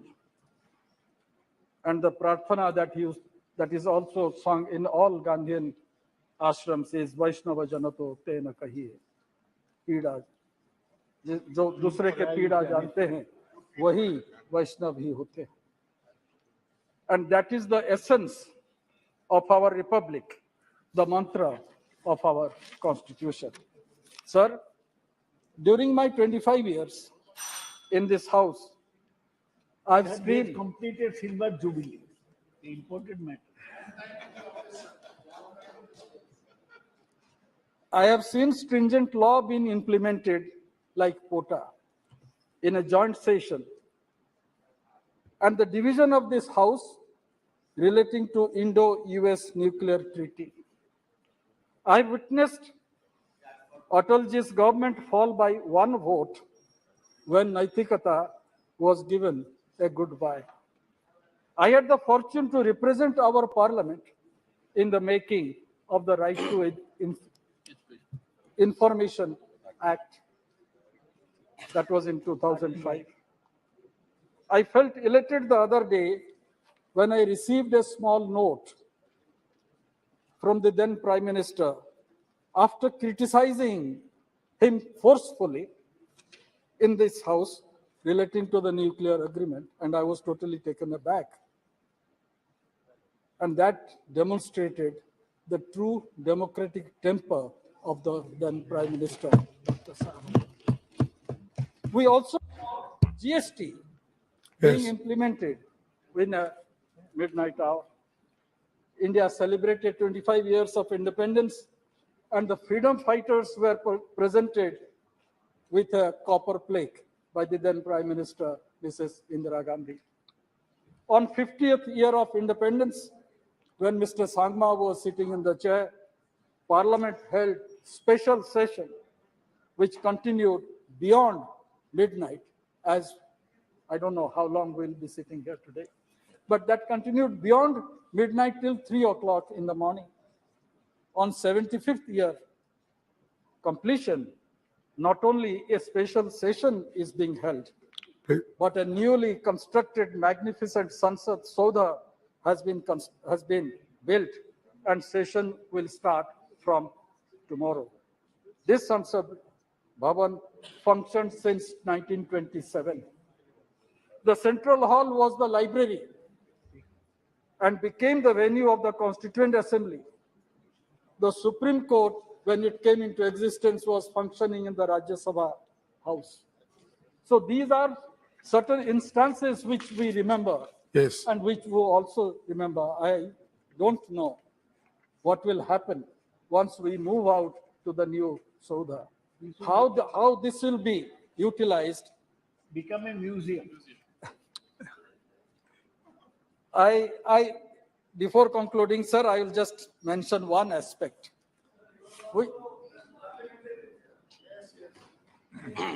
And that aspect is in this house in Lok Sabha, when the ruling party had brute majority of more than 400 members during Rajiv Gandhi's time.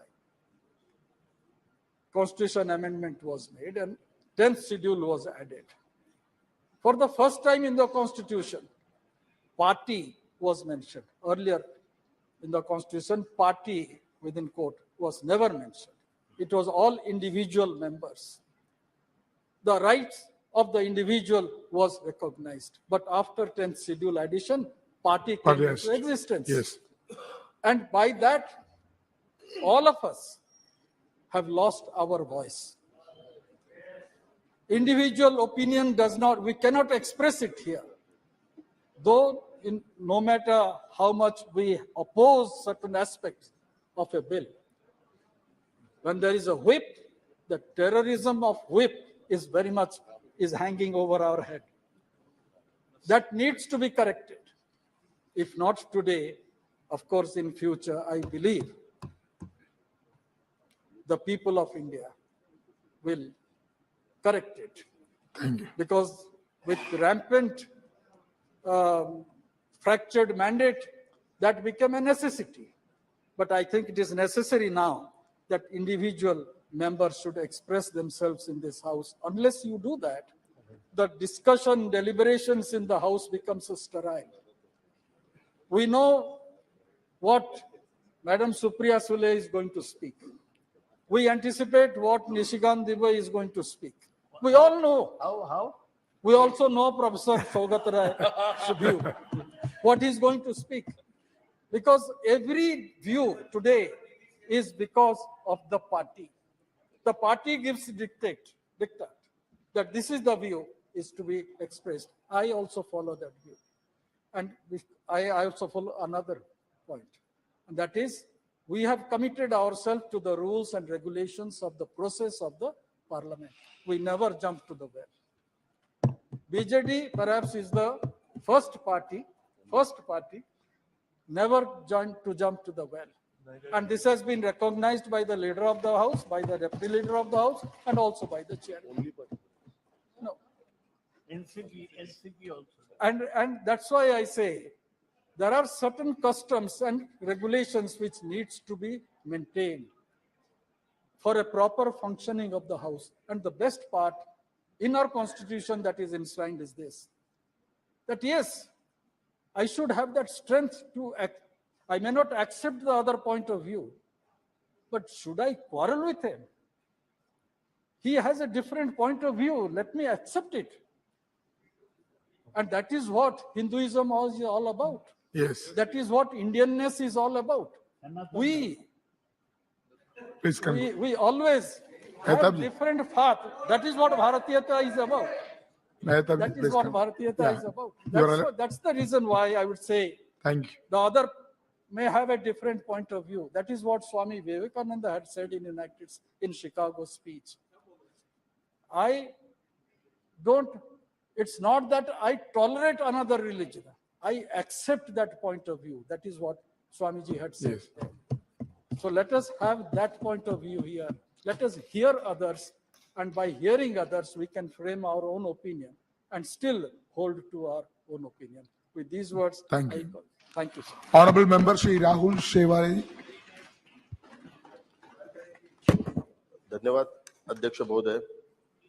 आपने मुझे संविधान सभा से शुरू हुई 75 वर्षों की संसदीय यात्रा, उपलब्धियां, अनुभव, यादें और सीख के बहस पर बोलने का मौका दिया। अध्यक्ष महोदय, सबसे पहले मैं हिंदू हृदय सम्राट शिवसेना प्रमुख बाला साहब ठाकरे जी का धन्यवाद मानता हूं और उनकी वजह से आज मुझे इस सदन में आने का मौका मिला है और मैं खुद को भाग्यशाली समझता हूं कि मुझे इस सदन में भी बैठने का मौका मिला है और कल नए सदन में भी बैठने का मौका मिलेगा। और माननीय प्रधानमंत्री जी का भी धन्यवाद मानता हूं कि कल 19 सितंबर को गणेश चतुर्थी है और पूरे महाराष्ट्र और पूरे देश में गणेश चतुर्थी के अवसर पर गणेश उत्सव मनाया जाता है। और आप सभी को पता है कि हम गृह प्रवेश करते तो गणेश जी की पूजा करते हैं। तो कल का एक पवित्र दिन है और कल के पवित्र दिन में हम नए संसद में वहां पे प्रवेश करेंगे। तो एक हमारे सभी सदस्यों के लिए एक भावुक क्षण है हमारे लिए। और अध्यक्ष महोदय, क्या अध्यक्ष महोदय, भारत के संविधान 26 नवंबर 1949 को संविधान सभा द्वारा अपनाया गया था और 24 नवंबर 1950 को सभा के सदस्यों द्वारा औपचारिक रूप से हस्ताक्षरित किया गया था और संविधान 26 जनवरी 1950 को लागू हुआ। अध्यक्ष जी, 1579 में इस देश में आने वाला पहला अंग्रेज एक ईसाई धर्म प्रचारक था। उसके बाद ऐसे व्यापारी आए जो व्यापार करने आए लेकिन शासन करने के लिए रुक गए। 1765 में अधिकार ईस्ट इंडिया कंपनी को हस्तांतरित कर दिया गया। बाद में इसे धीरे धीरे संसद के अधीन कर दिया गया और इसकी जगह संसद का अधिकार आ गया और अब तक ये जारी है। अध्यक्ष जी, इन दिनों देश भर में भारत और इंडिया नाम पर खासी बहस चल रही है। भारतीय संविधान का पहला अनुच्छेद कहता है इंडिया, जो कि भारत के राज्यों का संघ है। भारतीय संविधान सभा में भी इस विषय को लेकर काफी बहस हुई। संविधान सभा में कांग्रेस के दिग्गज नेताओं ने भारत नाम रखने की पुरजोर वकालत करते हुए कहा था कि भारत नाम रखने से गरिमा लौट आएगी। हजारों साल की गुलामी में हमारी पहचान ही मिट गई थी। इस विषय में इतिहास को किनारे नहीं किया जा सकता। संविधान सभा में भारत और इंडिया को लेकर हुई बहस को भी याद रखना चाहिए। दरअसल संविधान सभा में लंबी बहस के बाद इंडिया दैट इज भारत लिखा गया था और इस बहस में कांग्रेस के कई दिग्गज नेताओं ने भारत को देश की पहचान से जोड़ा था और उनका कहना था कि इंडिया दैट इज भारत के स्थान पर भारत दैट इज इंडिया लिखना उचित रहेगा। महोदय, इस डिबेट में कांग्रेस के दिग्गज नेता श्री कमलापति त्रिपाठी ने कहा था, यदि आप लोगों को लगता है कि संविधान में दैट इज लिखना जरूरी है तो भारत दैट इज इंडिया लिखना चाहिए। उन्होंने देश का नाम भारत रखने को गौरव, स्वाभिमान और स्वदेशी प्रतीक से जोड़ा था। त्रिपाठी जी ने कहा था, जब कोई देश दूसरे के दिए नाम और प्रतीकों का इस्तेमाल करता है तो उसकी आत्मा मर जाती है। भारत ने 1000 साल की गुलामी में सब कुछ खो दिया है। हमने अपनी संस्कृति, इतिहास, सम्मान, मानवता, आत्मसम्मान और यहाँ तक की आत्मा तक खो दिया है। भारत नाम रखने से पुराना गौरव वापस लौटेगा का तर्क देते हुए त्रिपाठी जी ने यह भी कहा था कि 1000 साल की गुलामी से निकलकर हम अपनी पहचान हासिल करेंगे। भारत नाम हमें हमारी संस्कृति से परिचय करता है। उन्होंने यह भी कहा था कि वैदिक काल से ही साहित्य में देश का नाम भारत ही रहा है। इसके अलावा वेदों, पुराणों और ग्रंथों में भी भारत का वर्णन मिलता है।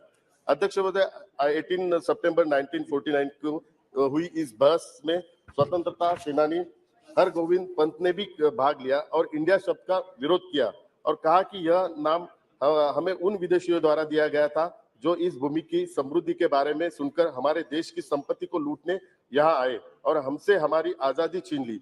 संविधान सभा में इंडिया शब्द का पुरजोर विरोध करने वालों में कई संविधान सभा के सदस्य थे। जब संविधान सभा में इस विषय पर बहस हो रही थी तो हरगोविंद पंत आखिरी व्यक्ति थे जिन्होंने इस पर अपनी बात रखी। महोदय, तो फिर आज क्या हो गया है कांग्रेस को कि आज कांग्रेस के नेता कमलापति त्रिपाठी जैसे अपने नेताओं की वाणी को भूल गए। श्री एचवी कामत ने सभा में सबसे पहले भारत नाम रखने का प्रस्ताव रखा था। यह सर्ववादी की संविधान के पहले ड्राफ्ट में भारत लिखने की मांग श्री कामत, श्री गोविंद वल्लभ पंत, श्री हरगोविंद पंत और श्री कमलापति त्रिपाठी जैसे नेताओं ने की थी। आज के कांग्रेस के नेताओं को ग्रंथ पढ़ने से परहेज है तो फिर जानकारी कहां से आएगी